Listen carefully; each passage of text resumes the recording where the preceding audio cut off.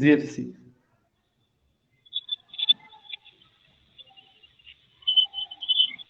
Hello, আসসালামু আলাইকুম।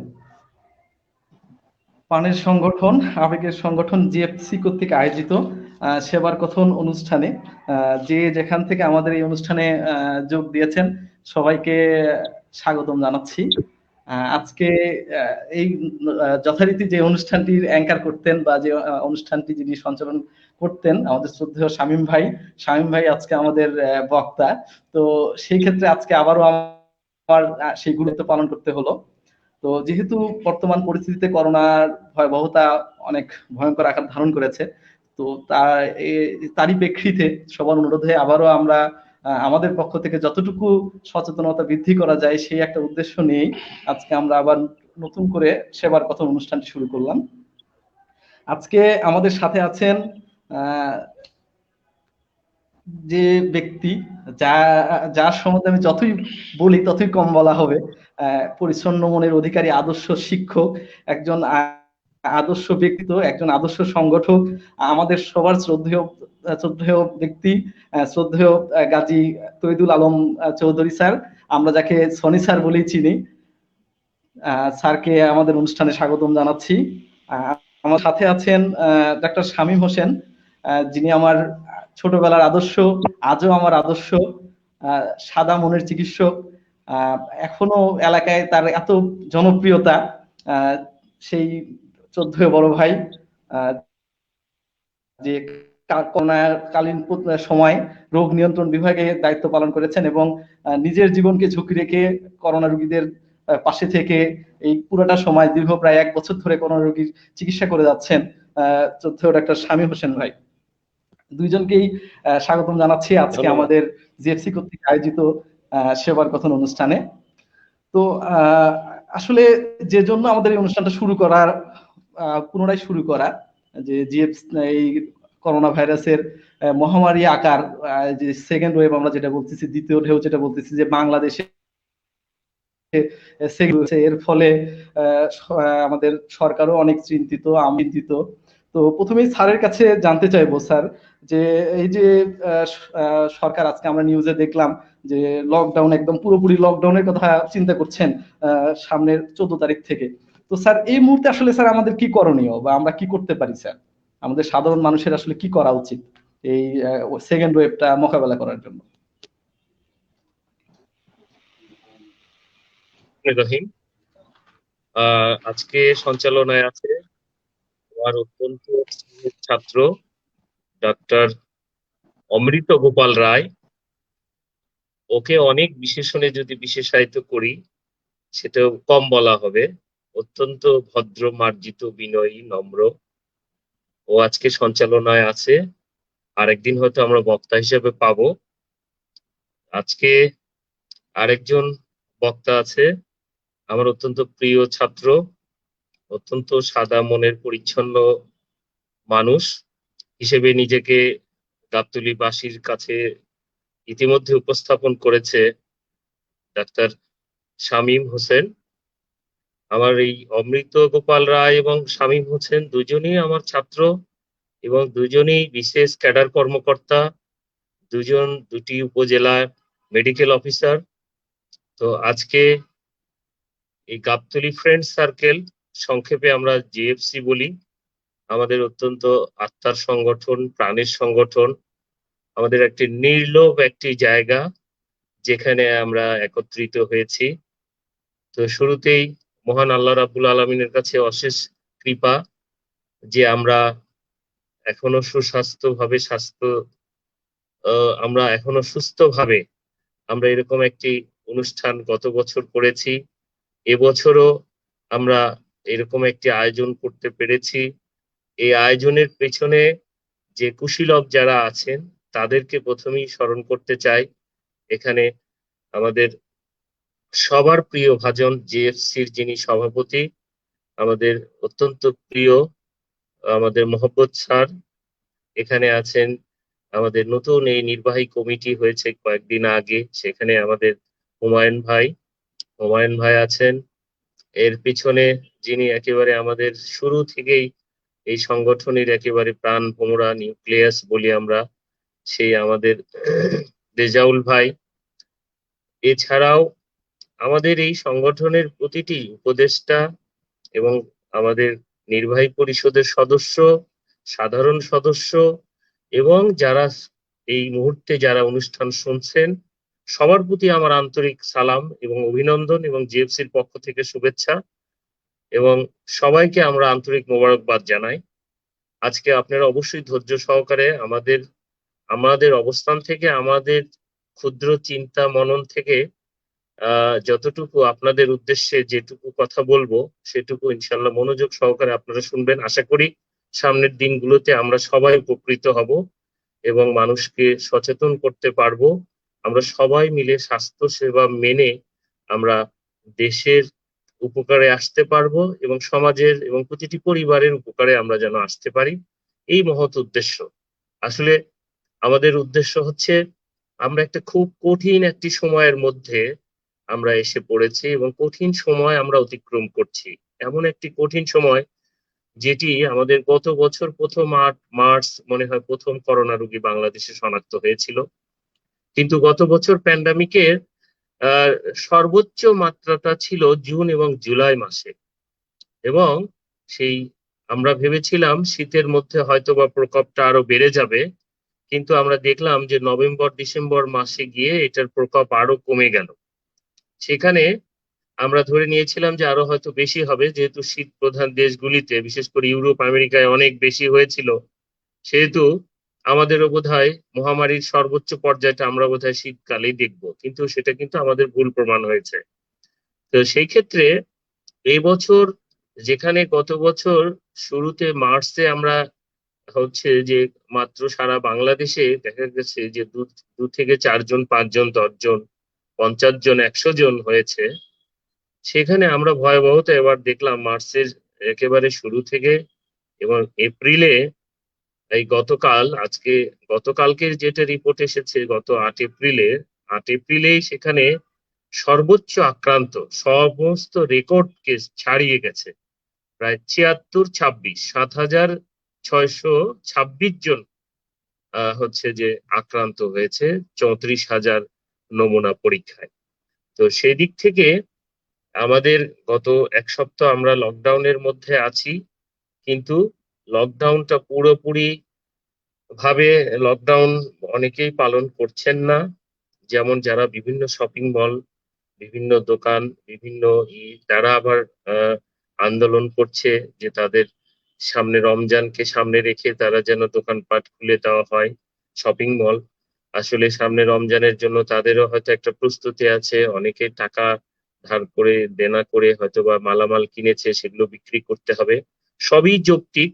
আসলে সত্যিকার অর্থে এই মুহূর্তে আমাদের সরকার বাহাদুর, তারাও বেকায়দায়, মানুষও বেকায়দায়, আমরা সবাই আসলে মহামারীর মধ্য দিয়ে দিনাতিপাত করছি, যে খুব কঠিন একটি সময়। আসলে লকডাউন দিলেও সমস্যা, আবার লকডাউন না দিলেও সমস্যা। যেটি আমাদের সবচেয়ে শঙ্কিত করছে যে গতবার আমাদের মধ্যে একটা প্যানিক ছিল, সেই প্যানিকের একটা সেই ভীতির একটা ভালো দিক ছিল যে আমরা অনেকটা ভয়ে ঘরে আবদ্ধ ছিলাম।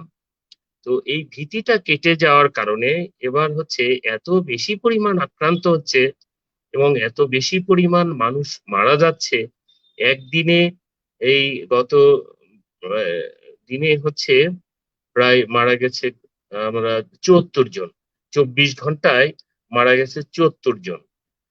কিন্তু এই লকডাউনের অবশ্যই কয়দিনে আমরা ফল পেয়ে গেছি, এই লকডাউনের সুফল পাচ্ছি, যে সেখানে কিন্তু আক্রান্ত হয়েছে গত 24 ঘন্টায় 6,854 জন।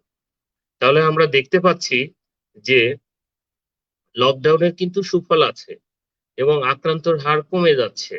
যখন আক্রান্তর হার বেড়ে যাবে, স্বভাবতই মৃত্যুর হারও সেখানে বেড়ে যাবে।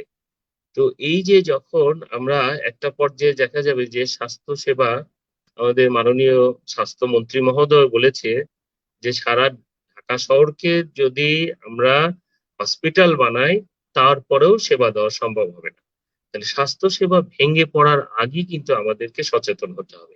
ওই যে যেটি বললাম যে গতবারের ওই ভীতিটা আমাদের কেটে গেছে। আমাদের এই মুহূর্তে আমরা যেটা, আমার যেটা ব্যক্তিগত মনে হয়, ব্যক্তিগত আমার অভিমত বলবো, যে গত বছরের চেয়ে এবছর আমাদের ভীতি কেটে যাওয়ার কারণে আমরা অনেকেই স্বাস্থ্যবিধি মানছি না। আরেকটি বিষয় হচ্ছে যে আমরা ধরেই নিয়েছি যে টিকা এসেছে, আমরা করোনা মুক্ত হয়ে গেছি। আমরা যেমন প্রথম ডোজটা নিয়েছি এই গত মাসের ৭ মার্চ, সেখান থেকে, সরি, ৭ মার্চ, হ্যাঁ, না, ৭ ফেব্রুয়ারি, হ্যাঁ, সেখানে ২ মাস পরে আবার দ্বিতীয় ডোজ গতকাল থেকে, গত বৃহস্পতিবার গতকাল থেকে শুরু হয়েছে। আমরা কিন্তু একটা টিকে নিয়েই আমরা নিশ্চিত হয়েছি যে আমাদের মোটামুটি যারা আমরা টিকে নিয়েছি, বিশেষ করে শহরে বেশি টিকা নেওয়ার হার বেশি। শামীম এ সম্পর্কে আরো অনেক সুন্দর বলবে, কি পরিমাণ টিকা নিয়েছে শহরে বা গ্রামে, তার একটা তুলনামূলক হয়তো স্টাডিও বলতে পারবে। বিশেষ করে শহরের মানুষগুলো প্রথমের দিকে একটু আস্থার সংকটে, অনাস্থা ছিল, আস্থার সংকট ছিল, যে নিলে কি হবে, না নিলে কি হবে, প্রতিক্রিয়া কি হবে, কিছু কুসংস্কার ছিল।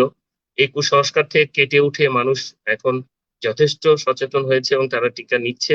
এবং নেওয়ার পরে অনেকেই ধারণা যে টিকা নিলাম, মাস্কটা এখন ফেলে দিলেই বাকি। কিন্তু টিকার তো আসলে দুইটা মিলে একটা ডোজ।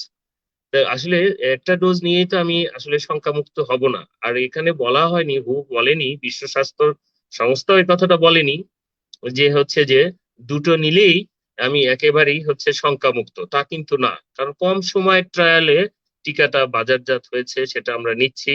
এখানে কিন্তু শতভাগ আমরা নিরাপদ নয়, কারণ আমাদের স্বাস্থ্যবিধি কিন্তু মানতেই হবে। এটি বারবার মিডিয়াতে আসছে। যারা বোদ্ধা এবং যারা হচ্ছে যে ডাক্তার এবং ভাইরোলজিস্ট, সবাই কিন্তু প্রতিটা মিডিয়াতে এবং টকশোতে সর্বক্ষেত্রে কিন্তু বলা হচ্ছে যে মাস্ক পরি এবং হাত ধুই আমরা, হাত না ধুয়ে আমরা নাকে মুখে হাত না দিই। এই বিষয়গুলো কিন্তু বারবার আসছে। কিন্তু তারপরে আমরা দেখছি যে যে এগুলো আমরা মানছি না।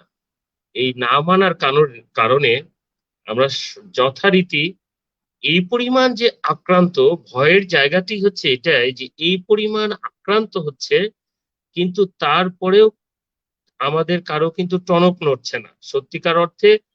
এটা আমরা মেনেই নিয়েছি এবং কিছুটা গা শোয়া ভাব হয়েছে যে এইটা আর কি বা হবে। কিন্তু এবারের ট্রেন্ডটা, যে ইউরোপিয়ান ট্রেন্ড যেটা এসেছে এবার করোনা, এরপরের আফ্রিকার ট্রেন্ডটা নাকি আরো ভয়াবহ যতটুকু জানি। এই সম্পর্কে শামীম আরো সুন্দর করে বলবে। কিন্তু যেটি হচ্ছে যে এই মুহূর্তে আমরা যেটা করব, যে আমরা নিজেরা যে সচেতন হব এবং অপরকে সচেতন করব। ইচ্ছে করলেই কিন্তু আমরা অপ্রয়োজনীয় ঘোরাফেরা থেকে কিন্তু আমরা দূরে থাকতে পারি। সামাজিক যে অনুষ্ঠানগুলো, দিব্যি হচ্ছে, এর মধ্যে দিয়ে বিয়ে হচ্ছে। আজকেও আমার এক আত্মীয়র মধ্যেই বিয়ের দাওয়াত ছিল আজকে রাতে, আমি নিজে থেকে অ্যাভয়েড করেছি, পরে ক্ষমা চেয়ে নিব। আত্মীয়ের মধ্যে, এর মধ্যে দিয়েই সামাজিক আরো ক্রিয়াকর্ম, অনেক কিছুই হচ্ছে, আমরা দেখতে পাচ্ছি। কিন্তু আমরা ইচ্ছে করলেই কিন্তু এটা আমরা মানে ইচ্ছে করলে আমরা হয়তো বা পরেও করতে পারতাম। কারণ যতটুকু আমরা পেপার পত্রিকায় জানতে পারছি যে আগামী হচ্ছে 1 থেকে 2 সপ্তাহ, মানে এক্সট্রিম সিচুয়েশন, মানে সর্বোচ্চ জায়গাটায় পৌঁছে যাবে, যেটা একটা জরিপে এরকম আসছে যে আগামী 2 সপ্তাহ সবচেয়ে সংকটময় সময়। বিশেষজ্ঞরা এমনটি বলছেন। কারণ মানে যুক্তরাষ্ট্রের centre for disease control and prevention, সংক্ষেপে যেটাকে সিডিসি বলে, তারা বলছে যে সংক্রমণের সুউচ্চ স্তরে আমরা হচ্ছে যে পৌঁছে গেছি। এবং তারা এপ্রিলের 2 তারিখ পর থেকে তারা বলছে যারা টিকা নিয়েছে তারাও বাংলাদেশে ভ্রমণ করবে না, কারণ বাংলাদেশে এখন ওই যে তাদের যে সংখ্যাধিক্যে যে পরিমাণ আহ, আক্রান্ত হওয়ার কথা, সেই পরিমাণ আক্রান্ত হচ্ছে। কারণ প্রায় 50% আক্রান্ত, যেটা সরওয়ার্দী মেডিকেল কলেজ ল্যাবে দেখা গেছে যে 1221টির মধ্যে হচ্ছে যে 560 জন হচ্ছে আক্রান্ত, তার মানে প্রায় 50%। সেই অবস্থায় টিকা নিলেও বাংলাদেশ ভ্রমণ করা যাবে না, অথচ আমরা কিন্তু এই ব্যাপারে ততটা সচেতন নই। তো বিশেষ করে শহরাঞ্চলে, বিশেষ করে ঝুঁকিপূর্ণ, যেমন ঢাকা, চিটাগাং সহ বগুড়া কিন্তু অত্যন্ত ঝুঁকির মধ্যে আছে। বিশেষ করে দেখা যাচ্ছে যে বগুড়াতে গতকাল দেখলাম 91 জন প্রায় আক্রান্ত, 300 জনের মতো হচ্ছে টেস্ট হয়েছে, তার মধ্যে 91 জন, তার মানে কি প্রায় 33%। 1/3 এবং তার মধ্যে দেখা যাচ্ছে যে সিংহভাগ অর্থাৎ আহ, এই মানে 80-85 জনই হচ্ছে বগুড়া শহরে, এবং সেদিক থেকে গ্রাম কিন্তু এখনো অনেকটা সুরক্ষায় আছে। তাদের হয়তোবা রোগ প্রতিরোধ ক্ষমতা বেশি, এবং যে কোনো কি কারণে এটা হয়তো এখনো গবেষণায় আসে নাই, কিন্তু সত্যিকার অর্থে আমাদের উপজেলা পর্যায়ে এবং গ্রাম পর্যায়ে কিন্তু আক্রান্তের হার এবং সংক্রমণ ততটা ছড়াচ্ছে না, কারণ সেখানে ঘিঞ্জি পরিবেশ নেই। কিন্তু শহরে দেখা যায় যে বাজারগুলোতে, কাঁচা বাজারগুলোতে, মার্কেটগুলোতে, এবং কয়েকদিন আগে এখানে মেলা চলেছে, সবকিছু মিলে তখন হয়তো বা হয়েছে, আমরা হয়তো আমরা ই সেটা প্রকাশ পেয়েছে হয়তো বা পরে, কিন্তু আমাদের যা হওয়ার সেটা হয়ে গেছে। এই মুহূর্তে সামনে যেটা জানতে পারলাম যে হয়তোবা এই 9টা 5টা, হয়তো 13 এপ্রিল পর্যন্ত 9টা 5টা দোকান এবং শপিং মল খোলা থাকবে, কিন্তু আগামী রমজানের প্রথম হচ্ছে থেকেই হয়তোবা 7 দিনের একটা কঠোর লকডাউনও আসতে পারে। তো এই দিক বিবেচনা করে আমাদের স্বাস্থ্যবিধি, যেটা ব্যক্তি ব্যক্তি সামাজিক দূরত্ব এবং মাস্ক পরিধান করা এবং হাত ধোয়া, আমরা কিন্তু সবকিছুই জানি, কিন্তু আমাদের কাছে একটা মাস্ক থাকেও, সেটা পকেটে থাকে অথবা থুতুনির নিচে থাকে। এইটা কিন্তু আমরা সত্যিকার অর্থে অবহেলা করছি। তো এই জায়গাটাতে আমাদের একটু, আমরা যদি একটু করোনাকে করুণা না করি, অর্থাৎ করোনাকে করুণা করে অবহেলা করে আমরা নিজেরা সত্যিকার অর্থে কোন দিকে যাচ্ছি, সত্যি খুব আমাদের জন্য ভাবিয়ে তুলছে। তা আমরা যারা, আমরা আপনারা শুনছেন, সবার কাছে আমার এরকম বিনীত অনুরোধ থাকবে যে আপনারা স্বাস্থ্যবিধি অবশ্যই মেনে চলবেন, প্রয়োজন ছাড়া ঘরের বাইরে যাবেন না। কিছু না, মাত্র 2টি সপ্তাহ যদি আমরা মোটামুটি আমরা মেনটেন করি এবং সরকারি নির্দেশনাগুলো যদি সত্যি পুরোপুরি পালন করি, তাহলে আমরা সত্যি সুফল পাবো।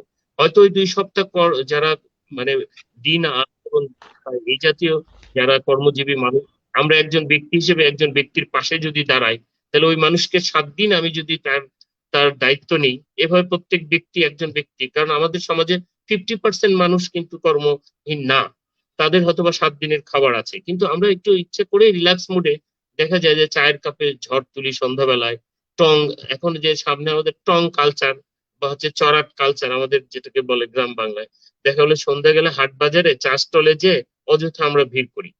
আর সামনে হচ্ছে আরেকটা সমস্যা হচ্ছে যে আমাদের পৌরসভা নির্বাচনে উত্তাপ ছড়ায় না, সংসদ নির্বাচনেও ছড়ায় না, উপজেলা নির্বাচনেও ততটা ছড়ায় না। যেটি উত্তাপ ছড়ায় সেটি হচ্ছে আমাদের ইউনিয়ন পরিষদ নির্বাচন, সামনে ইউনিয়ন পরিষদ নির্বাচন।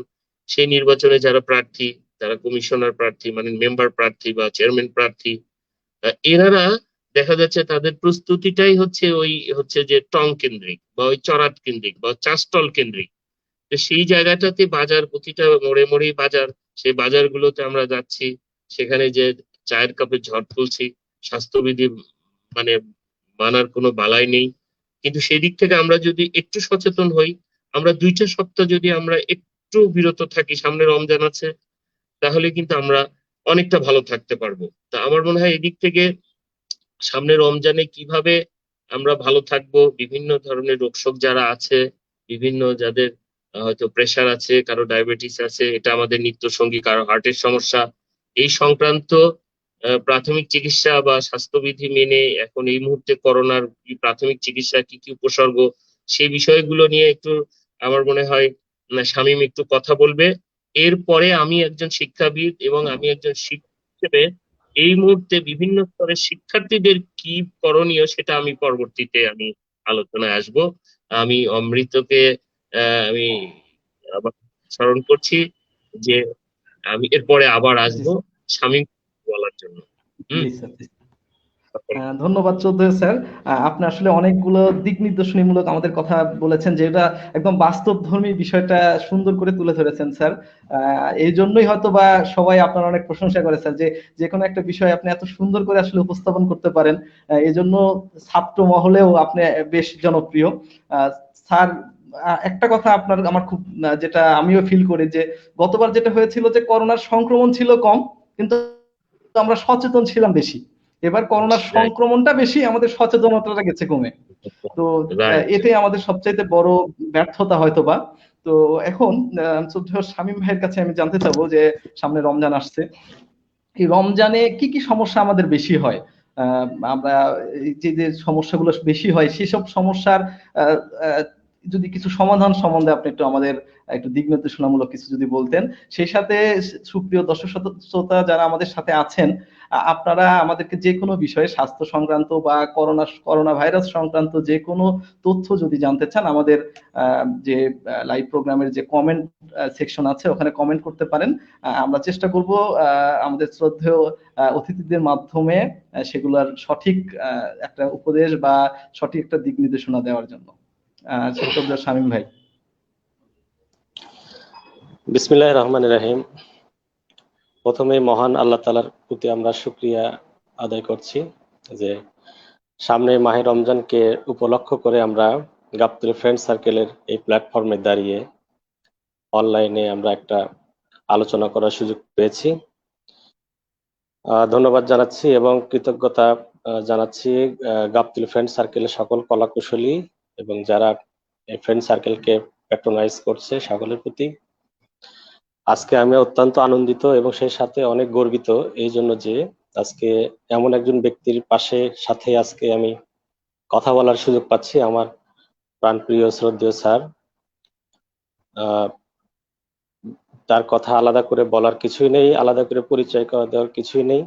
আমার অত্যন্ত স্নেহভাজন, আমার অত্যন্ত শ্রদ্ধাভাজন শিক্ষক ডক্টর গাজী মোহাম্মদ তৌহিদুল আলম চৌধুরী সনি স্যার। আসলে স্যারের সামনে কথা বলতে গিয়ে অনেকটাই নার্ভাস ফিল করছি স্বভাবতই। সেই সাথে আছে আমার অত্যন্ত স্নেহের, অত্যন্ত প্রিয়, বলতে গেলে আমার কলিজার টুকরা, আমার স্নেহের ছোট ভাই ডাক্তার অমৃত গোপাল রায়। সে আজকে সুন্দর উপস্থাপনা করছে। তো আমি কথা বেশি বাড়াবো না, আমাদের সময় খুবই সংকীর্ণ। আমি স্যারের কথা এবং গোপালের কথা সূত্র ধরেই আগাচ্ছি যে আসলে হ্যাঁ, আমরা এমন একটা সময় দাঁড়িয়ে যেখানে আমরা আসলে সচেতনতা আমাদের মধ্যে কমে গেছে, কিন্তু সংক্রমণের হার কিন্তু দ্বিগুণ বেড়ে গেছে। এটা আসলে ভয়াবহ একটা ব্যাপার। এই ক্ষেত্রে ছোট্ট করে একটু বলে যদি নিই যে ভাইরাসের যে চরিত্র, এই চরিত্রটা ক্ষণে ক্ষণে কিন্তু বদলায়। প্রথম দিকে হয়তো অল্প সময়ে কিছু ছোট ছোট ছোট ছোট জায়গা বদলায়, আবার বছরের পর বছর পরে একটা বড় ধরনের রূপ পরিবর্তন করে। সেই জন্য এই ভাইরাসের বিরুদ্ধে কোনো অস্ত্র আবিষ্কার করা বা যেটাকে আমরা মেডিসিন বলি, ভ্যাকসিন বলি, সেই জন্য কঠিন হয়ে পড়ে। এরা প্রতিনিয়তই রূপ পরিবর্তন করে, যেটাকে আমরা বলি যে স্ট্রেইন। বিভিন্ন ধরনের স্ট্রেইন কিন্তু এই ভাইরাসের দেখা যায়। একই ভাইরাস, নাম একই, কিন্তু সে তার রূপ পরিবর্তন করছে। যার ফলে তার বিরুদ্ধে আমি যে ওষুধটা আবিষ্কার করব বা যে ওষুধটা আমি দিব বা যে ভ্যাকসিনটা আমি দিব, সেটাকে সে ওভারকাম করে ফেলে এবং সেটা দিয়ে আমরা তাকে মারতে পারি না, যার ফলে সমস্যাগুলো প্রকট আকার ধারণ করে। সেই রকমই কিন্তু একটা ভয়াবহ চিত্র আমরা যদিও গায়ে লাগাচ্ছি না, কিন্তু এটা কিন্তু আমাদের দেশে অলরেডি হানা দিয়েছে। এটা আফ্রিকান ভেরিয়েন্ট চলছে বর্তমানে। আমারই আত্মীয় কিন্তু খুব মারাত্মক অসুস্থ হয়ে ঢাকা থেকে এই যে আমাদের টিএমএসএস মেডিকেল কলেজে ভর্তি হলেন। অত্যন্ত এবং ইয়াং মানুষ। বর্তমানে একটা ভয়াবহ অবস্থা হচ্ছে, এটা ইয়াং জেনারেশন থেকে বেশি হচ্ছে এবং সিভিয়ারিটি যেটা মারাত্মক যে সমস্যাগুলো সেগুলো কিন্তু বেশি পরিমাণে দেখা দিচ্ছে। কাজে আমাদের সচেতন হওয়ার এবং ভয় পাওয়ার যথেষ্ট ব্যাকগ্রাউন্ড কিন্তু রয়ে গেছে। তো যাই হোক, সামনে মাহে রমজান। স্যার চমৎকার ভাবে কি স্বাস্থ্যবিধি নিয়ে কথাগুলো বলেছেন, ওগুলোর দিকে আমরা যাব না, আমরা সবাই জানি। এই মাহে রমজানকে সামনে রেখে আজকে আমাদের বিষয় ধারণ করা হয়েছে যে আসন্ন মাহে রমজানকে সামনে রেখে স্বাস্থ্য এবং শিক্ষা বিষয়ক সচেতনতামূলক সেবার কথন, এ বিষয়ে আমি আলোকপাত করতে চাই। প্রথমে যেটা আমি আসব যে আমরা মাহে রমজান মুসলিম আমরা যারা আছি 1 মাস আমরা রোজা করব। এটা মুসলিম ধর্মের 5টি স্তম্ভের মধ্যে অন্যতম গুরুত্বপূর্ণ একটি স্তম্ভ। এটার রাখা কিন্তু ফরজ, আমরা সবাই জানি। এটার যেমন আধ্যাত্মিক একটা বেনিফিট আছে, সেই রকম একটা স্বাস্থ্যগত কিন্তু বেনিফিট রয়েছে। তো এটা করার অনেক বেনিফিট। এর বেনিফিট বলে শেষ করা যাবে না। আমি যে ছোট্ট করে বলি, আমাদের শরীরের অনেক পরিবর্তন হয় যদি আমরা 1 মাস রোজা রাখি। এর মধ্যে কি কি পরিবর্তন হয়? আমাদের পরিবর্তন হয় আমাদের শারীরিক পরিবর্তন, আমাদের জৈব রাসায়নিক পরিবর্তন হয়, আমাদের মেটাবলিক পরিবর্তন হয় এবং মানসিক একটা পরিবর্তন কিন্তু চলে আসে, এবং সবগুলোই পজিটিভ পরিবর্তন হয়। এবং কিছু কিছু ক্ষেত্রে হতে পারে একটা খারাপ বিরূপ প্রতিক্রিয়াও কিন্তু হতে পারে, সেটা স্পেশাল ক্ষেত্রে সেই সম্পর্কে আমি একটু বলবো। আমাদের প্রথম যেটা পরিবর্তন হয়, রক্তের যে জিনিসগুলো আমাদের বাড়ে, আমাদের রক্তের কিছু জিনিস বাড়ে যেগুলো খুবই উপকারী। যেমন আমাদের রক্তে আছে লোহিত রক্তকণিকা, যেটাকে আমরা বলি রেড ব্লাড সেল, সেটার কাউন্ট কিন্তু বেড়ে যায়। এবং লোহিত রক্তকণিকা আমাদের অক্সিজেন সরবরাহের জন্য খুবই একটা গুরুত্বপূর্ণ বিষয়। আরো বাড়ে আমাদের শ্বেত রক্তকণিকা, যেটা আমাদের ইনফেকশনের জন্য ফাইট করে, ইনফেকশনের এগেনস্টে ফাইট করে, সেই শ্বেত রক্তকণিকার পরিমাণ বাড়ে। অনুচক্রিকা, যেটা আমাদের শরীরে রক্ত জমাট বাঁধতে সাহায্য করে, সেগুলোর পরিমাণও বেড়ে যায়। এইরকম অসংখ্য রক্তের উপকারী জিনিসগুলো বাড়ে, সে সাথে কিছু ক্ষতিকর জিনিসপত্র কিন্তু কমে যায়। যেমন রক্তের blood sugar, blood sugar level কিন্তু আমাদের কমে যায়। কাজেই ডায়াবেটিসের যে ঝুঁকি, সেই ঝুঁকিটাও কিন্তু এই আহ রমজান মাসে আমাদের একটা কমে যাওয়ার সম্ভাবনা থেকে যায়। আর একটা জিনিস কমে, সেটা হলো রক্তের কোলেস্টেরল। খারাপ ধরনের যে কোলেস্টেরল আছে, লো ডেনসিটি লাইপোপ্রোটিন এবং very low density lipoprotein, LDL VLDL, এই জিনিসগুলো কমে যায়, যেগুলো আমাদের শরীরে ক্ষতিকারক কোলেস্টেরল। আবার কোলেস্টেরলের মধ্যে খুব ভালো একটা কোলেস্টেরল আছে, যেটাকে আমরা বলি হাই ডেনসিটি লাইপোপ্রোটিন, এইচডিএল, সেইটা কিন্তু আবার বেড়ে যায়।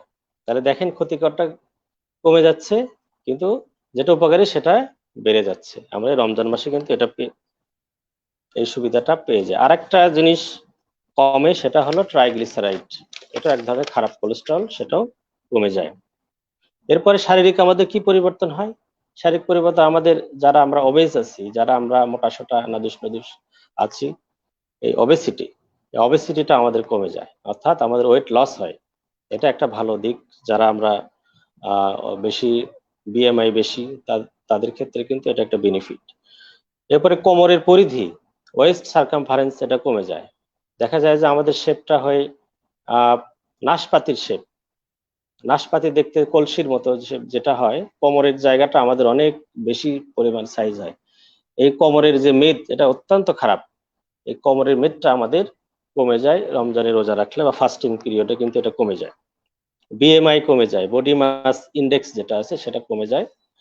এরপরে আছে আমাদের ব্লাড প্রেশার, ব্লাড প্রেশার নিয়ন্ত্রণে চলে আসে। সিস্টোলিক ডায়াস্টোলিক দুই ব্লাড প্রেশারই কমে যায়। কাজেই এটাও একটা গুরুত্বপূর্ণ কিন্তু শারীরিক পরিবর্তন। আরেকটা হয় যে আমাদের মানসিক যেটা উদ্বেগ, স্ট্রেস, এই জিনিসটাও আমাদের কমে যায়। এছাড়াও রক্তের ভেতরে কিছু প্রদাহজনক কেমিক্যাল থাকে, যেগুলোকে বলা হয় সাইটোকাইন্স, বিভিন্ন ধরনের। এই প্রদাহজনিত যে ফ্যাক্টর গুলো আছে সেগুলো কমে যায়, ইনফ্লামেটরি ফ্যাক্টর গুলো আমাদের শরীরে কমে যায়। আর সবচেয়ে বড় বিষয় হলো শরীরের যে বিষাক্ত জিনিসগুলো আছে সেগুলো পরিষ্কার হয়ে যায়, কোষ পরিষ্কার হয়ে একদম পরিচ্ছন্ন হয়ে যায়। ডিটক্সিফিকেশন অফ সেল, এই সেলগুলো কিন্তু একদম পরিষ্কার হয়ে যায় যদি আমরা 24 আওয়ার ফাস্টিং করি। তাহলে এই জিনিসগুলো কিন্তু আমাদের এই বেনিফিট গুলো আছে। আরো আছে যে আমরা যে বিভিন্ন আছে, আমরা আসক্তি থাকি, যেমন ধূমপানের অভ্যাস থাকে, মদ্যপানের অভ্যাস থাকে। রমজান খুবই একটা ভালো সময়, যে সময় কিন্তু আমরা এটা খুব ইজিলি নিয়ন্ত্রণ করতে পারি। আরেকটা বাড়ে ইনসুলিন সেন্সিটিভিটি বাড়ে, এটা হলো ডায়াবেটিস। ডায়াবেটিস যাদের আছে তাদের ক্ষেত্রে ইনসুলিনের সেন্সিটিভিটা বেড়ে যায়। অল্প পরিমাণ ইনসুলিন দিয়ে আমাদের শরীরে কিন্তু গ্লুকোজ মেটাবলিজমে আমরা কাজে লাগাতে পারি। এই জিনিসগুলো আমাদের কিন্তু হেলথ বেনিফিট হিসেবে আছে। তো রমজানের আরো বহুত আছে, মানে হেলথ রিলেটেড বেনিফিট আছে। যেহেতু আমি কোনো আলেম বা মাদ্রাসা বা ইসলামিক সাইটের কোনো এক্সপার্ট না, আমি এই বিষয়ে মন্তব্য করব না যে ইসলামিক আধ্যাত্মিক কি কি এগুলো আছে, এগুলো আমরা সাধারণত যারা আমাদের ওই এক্সপার্ট আছে তারাই এই জিনিসগুলো ভালো বলতে পারবে। আধ্যাত্মিক বিষয়গুলো আমরা জানি, আমাদের মন ভালো থাকে, কর্মনিবেশ ভালো থাকে, মনোনিবেশ ভালো হয়, আল্লাহর প্রতি আমাদের একাগ্রতা বাড়ে। তো এই জিনিসগুলো তো রয়েছে। পরকালে আমাদের যে বেনিফিট যেটা, সেটা তো আছেই। হাদিস কোরআনে যেগুলো প্রমাণিত, এগুলো আমরা জানি। তো এখন আমরা একটু ছোট্ট করে আসবো, যদি আমাকে গোপাল আর একটু সময় দেয়। আমরা এখন জানবো যে এই যে আহ রমজান মাসে আমাদের খাদ্যাভ্যাসের একটা পরিবর্তন ঘটে, জি জি খাদ্যাভ্যাসের ভাই, একটা এটা পরিবর্তন অবশ্যই ঘটে। বলবেন। আমরা আর সারাদিন আর না আর খেয়ে একটা থাকি। বিষয় একটু যদি ভাই, আর একটা বিষয় যদি একটু আলোচনা করতেন, সেটা হচ্ছে যে যারা ডায়াবেটিসের রোগী আছে তাদের জীবনযাপন কেমন হওয়া উচিত, বা তারা কিভাবে, হয়তো অনেকে ডায়াবেটিসের ওষুধ খান বা ইনসুলিন নেন, এই বিষয়ে যদি আপনার সাথে কিছু যোগ করতেন তাহলে মনে হয় আমরা একটু উপকৃত হতাম আর কি। ধন্যবাদ গোপাল, আমি এই বিষয়ে বিস্তারিত আলোচনা করব। জি ভাই। আহ তাহলে জি ভাই, থ্যাংক ইউ। খাদ্যাভ্যাসটা আমাদের চেঞ্জ করতে হবে। আমরা কিন্তু সেহরিতে এবং ইফতারে যে সমস্ত খাবার খাই, ম্যাক্সিমাম ক্ষেত্রে কিন্তু এগুলো হেলদি হয় না। দেখা যায় যে আমরা বললাম যে ওয়েট লস হচ্ছে, কিন্তু দেখা যায় যে অনেকেরই কিন্তু এই রমজান মাসে ওয়েট গেইন হয়ে যায়, অনেকেই বেশি মোটা হয়ে যায়। কারণ কি? Over eating. আমরা অতিরিক্ত পরিমাণ কিন্তু খাই। সারাদিন রোজার পরে যখন ইফতারির সময় হয়, আমরা কিন্তু গোগ্রাসে গিলতে থাকি, যা পাই সবকিছু খেয়ে ফেলি। দেখা যায় ওজন কমার চাইতে ওজন আরো বেড়ে যায়, কোলেস্ট্রল কমার চাইতে কোলেস্ট্রল আরো, ক্ষতিকর কোলেস্ট্রল আরো বেড়ে যায়। কাজেই এই খাদ্যাভ্যাস গুলো কিন্তু আমাদেরকে মাথায় রাখতে হবে। তো যদি আমি ছোট্ট করে কয়েকটা কথা বলি যে আমাদের খাদ্যাভ্যাসটা কি হবে। সেহরিতে আমরা সুষম খাবার খাওয়ার চেষ্টা করব, যেগুলোর মধ্যে ব্যালেন্স ডায়েট যেগুলো আছে, বিশেষ করে যে খাদ্য উপাদানগুলো, শর্করা, কার্বোহাইড্রেট, স্নেহ জাতীয় খাবার, ফাইবার, সবগুলো যেন পরিমিত পরিমাণে উপস্থিত থাকে, সেই দিকে আমরা খেয়াল রাখবো। পর্যাপ্ত পরিমাণে পানি খাওয়ার চেষ্টা করব, এবং যেগুলো আহ অতিরিক্ত ভাজা, অতিরিক্ত পোড়া খাবার আমরা অ্যাভয়েড করার চেষ্টা করব, যেগুলো গুরুপাক খাবারগুলো অ্যাভয়েড করার চেষ্টা। খাবারে যেগুলো তৈল আহ, অল্প পরিমাণে দেওয়ার চেষ্টা করব। যারা মা বোন আছে তাদের ক্ষেত্রে একটা টিপস হলো যে আপনারা এই রমজান মাসে তেলটা যখন দিবেন আপনারা, আমরা তো মা বোনরা কি করে, এই তেলের বোতল কিন্তু ঢেলে একটা পরিমাণ দিয়ে দিল, তা করা যাবে না। আপনারা মেপে দিবেন, চামচ চামচ মেপে দিয়ে দিন। আমি অমুক তরকারি রাখবো 5 চামচ তেল দেবো, আগে 5 চামচ তেল দিতাম, এখন আমি 1 চামচ করে তেল আমি কম দেবো। এই মাসে আমি 1 চামচ তেল কম দেবো, পরের মাসে 1 চামচ আবার কম দেবো। এইভাবে মেপে মেপে তেল দেওয়ার চেষ্টা করবেন, তাহলে তেলের পরিমাণটা খাবারে কম চলে আসবে। এবং আমাদের ম্যাক্সিমাম যে আমাদের প্রদাহগুলো হয়, শরীরের প্রদাহগুলোর ম্যাক্সিমাম কারণ হচ্ছে আমাদের অতিরিক্ত ভাজা পোড়া তেল এবং এই গুরুপাক খাবারগুলো। এবার সেহেরিতে আমরা খাবার কি খাবো? যতটা হালকা খাবার সম্ভব সেটা খাবো। যেটা মিল মানে খাবার, যেটা আমরা একবেলা স্বাভাবিক খাবার খাই, সেই হিসেবেই আমরা সেহরিটা খাবো।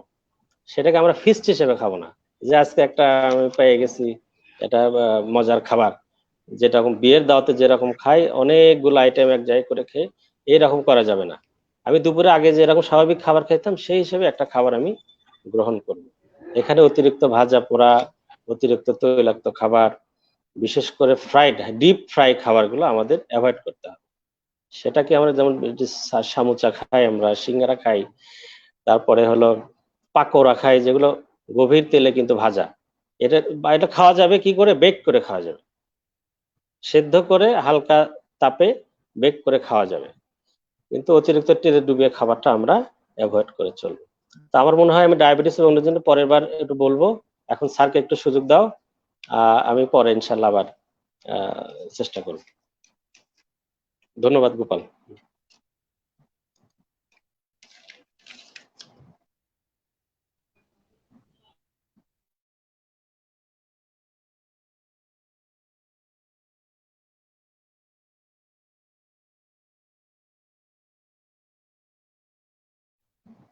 হ্যালো। গোপাল আনমিউট করো। হ্যালো। জি স্যার, হ্যাঁ। ধন্যবাদ চৌধুরী বড় ভাই। খুব সুন্দরভাবে আপনি আমাদের এই রমজানে আমাদের কি করণীয় সঠিকভাবে আমাদের উপস্থাপন করেছেন। আমি আশা করি আমাদের দর্শক শ্রোতারা অনেক বেশি উপকৃত হয়েছেন। তো দর্শক শ্রোতা যে যেখান থেকে আমাদের এই প্রোগ্রাম শুনছেন, সেবার কথন, আপনারা জেনে থাকবেন যে জিএফসি একটি অরাজনৈতিক সংগঠন। নিতান্তই এটা আমাদের আবেগের একটা সংগঠন, একটা ভালোবাসার সংগঠন। আমাদের মূল উদ্দেশ্যই এলাকার পাশে থাকা বা আমাদের গাবতলীবাসী তথা বগুড়াবাসী তথা দেশের জন্য কোনো অবদান রাখা বা দেশের মানুষের পাশে থাকা, শুধুমাত্র ভালোবাসা থেকেই বা একে অপরের পাশে থাকার উদ্দেশ্য থেকেই জিএফসির যাত্রা। জিএফসির যে পরামর্শদাতা, উপদেষ্টা বা সভাপতি, সাধারণ সম্পাদক যারা আছেন, সবাই অত্যন্ত ব্যক্তিগতভাবে বা পারিবারিকভাবে তাদের পদমর্যাদা বা তাদের গুণাবলী নিয়ে কোনো সন্দেহের অবকাশ নেই। সবাই নিঃস্বার্থভাবে এই প্রতিষ্ঠানের জন্য কাজ করছে। জিএফসি একটা পরিবারের মতো। এটা আমাদের ঠিক সংগঠন না, এটা আমাদের একটা পরিবার। পরিবারে যেমন সবাই সুখে দুঃখে আমরা একে অপরের পাশে দাঁড়াই, জিএফসি ঠিক এমন একটি সংগঠন। আমাদের গাবতলী ফ্রেন্ড সার্কেল আমাদের প্রাণের একটা সংগঠন। যে কোনো বিপদে আপদে সবকিছুতেই আমরা চেষ্টা করি আমাদের যে যার পক্ষ থেকে যতটা সম্ভব নিঃস্বার্থভাবে এগিয়ে আসার। এখানে কোনো প্রতিদানের কোনো বিষয় নেই, এখানে প্রাপ্তির কোনো বিষয় নেই, এখানে শুধু দেওয়ার একটা বিষয়, একে অপরের পাশে থাকার একটা বিষয় থেকেই এই সংগঠনটির যাত্রা। এবং আপনাদের দোয়ায়, মহান সৃষ্টিকর্তার করুণায় আছো আমরা চলছি। তো সবাই দোয়া করবেন যেন জিএফসি তার এই মতাদর্শ নিয়েই সবার পাশে থেকে চলতে পারে। এই করোনা ক্রান্তিকালে আমরা দীর্ঘদিন সেবার কথন অনুষ্ঠানটি চালু রেখেছিলাম। সেই সাথে আমাদের ডাক্তার প্যানেল কিন্তু সবসময় জিএফসি গ্রুপে থাকে। তো যে কোনো সময় আপনাদের যে কোনো ধরনের সমস্যা হলে আমাদের গ্রুপে যদি জানান, সর্বোচ্চ চেষ্টা করা হয় স্বল্প সময়ের মধ্যে আপনাদের যে কোনো সমস্যার সমাধান করার। আমাদের সাধ্যের মধ্যে যতটুকু আছে, সেটা শুধুমাত্র চিকিৎসা ক্ষেত্রে এমন না।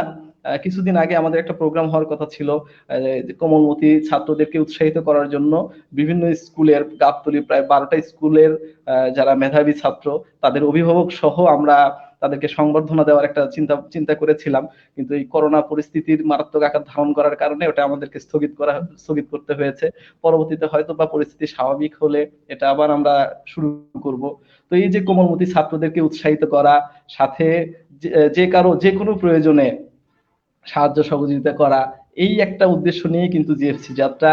এবং আমাদের শ্রদ্ধেয় উপদেষ্টা মন্ডলী বা শ্রদ্ধেয় যে সকল এই জিএফসির পিছনে যাদের অবদান, প্রত্যেকেই কিন্তু এই মানুষের পাশে দাঁড়ানোর জন্য, এই জিএফসি ব্লাড ব্যাংক সবার রক্তের প্রয়োজনে যে কোনো সময় কিন্তু পাশে আছে। বা যে কোনো সময় দেখতেই ভালো লাগে, হয়তো বা কারো রক্তের প্রয়োজন, জাস্ট মানে একটা পোস্ট দিতে সময় লাগে, কিন্তু ব্লাড ম্যানেজ হতে সময় লাগে না। তো এই যে ব্লাড ব্যাংকের পিছনে যারা আছেন, সবার প্রতি আসলে অনেক বেশি কৃতজ্ঞতা। একজন মানুষ যখন বিপদে পড়ে আসলে তখন তিনি বুঝতে পারেন যে তিনি কতটা অসহায়। তো সেই যে কোনো বিপদে জিএফসি সর্বোচ্চ চেষ্টা করে সবার পাশে থাকার। তো আসছি আবার শ্রদ্ধেয় সনি স্যারের কাছে।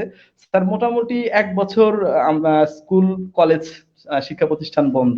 তো অনেকের ক্ষেত্রে যেটা হয়েছে যে আমার কাছের কিছু ছোট ভাই আছে বা বোন আছে, এরা আমাকে বলে যে দাদা আমি তো মানে পড়ালেখাই ভুলে গেছি, মানে কিভাবে লিখতে হয় লেখাই মনে হয় ভুলে গিয়েছি। তো এই যে একটা অবস্থা স্যার, সেক্ষেত্রে এখন কলেজ স্টুডেন্ট যারা আছে তাদের তো 2 বছর সময়, 2 বছর বললেও ভুল হয়, 2 বছরের কম সময় তারা পায় ইন্টারমিডিয়েটে পড়ার জন্য। তারপরে আবার অ্যাডমিশন টেস্টের জন্য দৌড়াদৌড়ি করতে হয়। সেক্ষেত্রে যদি আমি চিন্তা করি যারা ইন্টারমিডিয়েট ফার্স্ট ইয়ারে ছিল, তাদের তো প্রায় 4-5 মাস চলেই গিয়েছে। তো এই যে অভিভাবকরাও একটা দ্বিধাদ্বন্দ্বে আছে, কি হবে, কি পরবর্তী কি করব, বা ঠিক মতো ছেলে মেয়ে পড়ালেখা করছে কিনা। তো এক্ষেত্রে স্যার আপনি যদি একটু আমাদের গাইডলাইন দিতেন, আমাদের অনেক অভিভাবকরা আমাদের এই প্রোগ্রাম আজকে শুনছেন, যে অভিভাবকদের এক্ষেত্রে কি করণীয়, বা অনেক ছোট ভাই এই অনুষ্ঠানটা শুনছেন যে যারা স্কুল বা ভার্সিটি বা কলেজে পড়ছে, তাদের কি করণীয়, যদি এই বিষয়ে আমাদের একটু সঠিক গাইডলাইন দিতেন স্যার। ধন্যবাদ অমৃত গোপাল রায়, ধন্যবাদ। অমৃত, আমাকে শুনতে পাচ্ছ? জি স্যার, হ্যালো, জি স্যার। শুনতে পাচ্ছ না? আচ্ছা, ধন্যবাদ অমৃত, অনেক জি সুন্দর স্যার, জি করে স্যার। উপস্থাপন করছো, অনেক সুন্দর করে উপস্থাপন করছো। তোমার উপস্থাপন চাতুর্য, ধন্যবাদ স্যার। উপস্থাপনা কৌশল খুব মুগ্ধ করেছে, ভালো লাগছে। শামীম খুব সুন্দর করে, মানে সামনে মাহে রমজানে আমরা কিভাবে আমরা সিহেরি ইত্যাদি, এবং কিভাবে আমরা যারা বিভিন্ন রোগ ব্যাধিতে আক্রান্ত আছি বা ডায়াবেটিস যাদের আছে বা বিভিন্ন রোগ শোকে আছে, আমরা তাদের খুব সুন্দর করে রোজার যে গুরুত্ব এবং মাহাত্ম্য, এটা মেডিকেল সায়েন্স দ্বারা খুবই চমৎকার ভাবে আমাদের শামীম খুব সুন্দরভাবে উপস্থাপন করেছে। আমার মনে হয় যারা দর্শক শ্রোতা আছেন এবং যারা শুনছেন সবাই খুব মনোযোগ সহকারে শুনেছেন এবং সবাই উপকৃত হয়েছেন এবং আমিও সমৃদ্ধ হয়েছি। আমারও খুব ভালো লেগেছে। খুবই চমৎকার বলেছে যে আসলে সৃষ্টির শুরু থেকেই আমি একটু বলে নিই এই সম্পর্কে দু একটি কথা বলে আমি আমার জায়গায় যে কথা বলবো, আমার মূল কথাটি বলবো। আসলে সৃষ্টির শুরু থেকেই এবং সব ধর্মে এই রোজাটি রয়েছে। সব যুগেই, সব কালেই, সব নবী রাসূলদের সময়েই মানুষের রোজা ছিল এবং সেটি কিন্তু বৌদ্ধ ধর্মেও আছে, হিন্দু ধর্মে আছে, খ্রিস্টান ধর্মে আছে, মুসলমানদের আমাদেরও আছে। সত্যিকার অর্থে যেমন আমাদের শরীর দেহটা আমরা যদি মনে করি যে এটি একটা ইঞ্জিন, আমাদের যে কোনো গাড়ি মোটরসাইকেল তার যেমন একটি বছর পরে যেমন একটা সার্ভিসিং করার প্রয়োজন হয়, তা আসলে রোজাটা এবং হিন্দু ধর্মের উপোস যে নামই বলি না কেন এটা কিন্তু আসলে একটা সার্ভিসিং হয় মানব দেহের জন্য। আর আমরা সত্যিকার অর্থে একটা রুটিনের মধ্যে যাই। আমি মনে করি রোজার মাসটিতেই আমরা সবচেয়ে ভালো সময় কাটাই, সুন্দর সময় কাটাই এবং সব কাজই হয় এবং আমরা মনে হয় সবাই আমরা সুস্থ থাকি। এটা একটা বড় ব্যাপার। আর একটা এমন একটা জিনিস যে এখানে আধ্যাত্মিক বিষয় যেটা স্বামী বলতে যে আরেকটু বোদ্ধাদের উপর ছেড়ে দিলেন। আসলে আমরা ধনী গরিব সবার জন্য আল্লাহ পাক কিন্তু খরচ করে দিয়েছেন। এটা আমার যেটি মনে হয় একজন মানুষ অভুক্ত থাকলে তার কি অনুভূতি, তার কি কষ্ট, অন্ন কষ্ট কেমন, ক্ষুধার জ্বালাটা কেমন সেটি কিন্তু আমরা সবাই উপলব্ধি করি। যখন বিকাল হয়ে যায় আর ১ ঘন্টা আছে ইফতারের পূর্ব মুহূর্তে, মনে হয় এটা খাবো, সেটা খাবো, এটা খাবো। শুধু খাবার কথাগুলোই মনে হয়। কেন মনে হয়? তখন আমি ক্ষুধার্ত। এইজন্য আমার পাশের বাড়িতে একজন ক্ষুধার্ত মানুষ এবং আমার প্রতিবেশী ক্ষুধার্ত আছে কিনা সেজন্য আমার একটি নৈতিক দায়িত্ব যে তার খোঁজটিও আমার নেওয়া। এইটার থেকে আমাদের এরকম একটা শিক্ষা আছে। রোজা আমাদের অনেক শিক্ষা দেয়। এ কারণেই রোজা আমাদের উপরে ফরজ হয়েছে। না হলে হয়তোবা হতো না। তো এই যে আর সবচেয়ে সুন্দর কথা বলেছে যে আমরা তৈলাক্ত খাবার প্র্যাকটিসটা আমরা থেকে দূরে আসি। আমরা মনে করি যে রোজার মাসে খাওয়ার কোনো হিসাব দিতে হয় না, হাদিসে আসছে। এইটার উপরে ভর করে আমরা যা পাই তাই খাই। তারপরেও আল্লাহর রহমত কেন জানি এত কিছু খাওয়ার পরেও আমরা সুস্থই থাকি। এটাও একটা আল্লাহর বিশেষ রহমত। তো যাই হোক, আরেকটি বিষয় হচ্ছে যে যাদের উপরে রোজা ফরজ হয়েছে, আমার সন্তানের কথাই বলি। আমার ছেলে গত বছর যে ও ক্লাস ৫ম শ্রেণীতে ছিল, ও সবগুলি রোজাই করেছে। আমি মনে করি যার উপরেই রোজা ফরজ হয়েছে সেই সন্তান যত আদুরেই হোক, একমাত্র সন্তান হোক, আমরা অবশ্যই তাকে নিরুৎসাহিত করব না। সে যদি করতে আগ্রহী হয়, আমরা অনেক অভিভাবক আছি মানে ছেলের বোধহয় গ্রোথ কমে যাবে কিনা বা ছেলের পুষ্টির অভাব হবে কিনা, না, বরং ও আরো এবছর অনেক লম্বা হয়ে গেছে। আসলে ওই একটি মাস পুরো রোজা করার কারণে ওর শারীরিক এবং মানসিক অনেক পরিবর্তন হচ্ছে। আমি মনে করি সেটা পজিটিভলি পরিবর্তন আসছে। এটাও আল্লাহ পাকের বিশেষ রহমত এবং এটা আমাদের শরীরটা যিনি সৃষ্টি করেছেন তিনি এর মেকানিজম ভালো বোঝেন। সে কারণেই বোধহয় আমাদের সবারই যার উপরেই ফরজ হয়েছে তার যদি বেশি জটিল কোনো রোগ না থাকে বা সে যদি রোজা করতে সমর্থ হয়, আগ্রহী হয়, আমি মনে করি যে আমরা অভিভাবক হিসেবে তাদেরকে নিরুৎসাহিত করব না, তার উপরেই ছেড়ে দেবো, সে যেন করে। এটি একটি বিষয়। আর আজকে শিক্ষা কথাটি আমাদের আলোচনায় আসছে যে শিক্ষা এবং স্বাস্থ্য বিষয়ক আজকে সেবার পথন আপনারা যারা শুনছেন, যে আসলে কিন্তু আমাদের জেএফসির শুরুটাই হয়েছে শিক্ষা ক্ষেত্রে যারা পিছিয়ে আছে তাদেরকে উৎসাহ দেওয়া, প্রণোদনা দেওয়া, বিভিন্ন ভাবে প্রণোদনা দিয়ে তাদেরকে সামনে এগিয়ে নিয়ে যাওয়া। সেটা স্কুল, মাধ্যমিক, উচ্চ মাধ্যমিক বা উচ্চশিক্ষা প্রতিটি ক্ষেত্রে কোনো একজন মেধাবী শিক্ষার্থী বা যে কোনো পর্যায়ের শিক্ষার্থী, সে কম মেধাবী হতে পারে সেটি বড় কথা নয়, সে যেন ঝরে না পড়ে, তাকে সামনে এগিয়ে নিয়ে যাওয়ার জন্য আমরা বিভিন্ন ধরনের প্রণোদনা দিয়ে থাকি। এটি আমাদের যাত্রা শুরু। এখন আমরা বিভিন্ন সামাজিক বিভিন্ন কাজের সঙ্গে আমরা যুক্ত হয়েছি।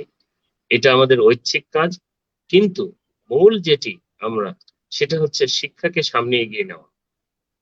তো শিক্ষা ছাড়া কোনো দেশ এগিয়ে যেতে পারবে না।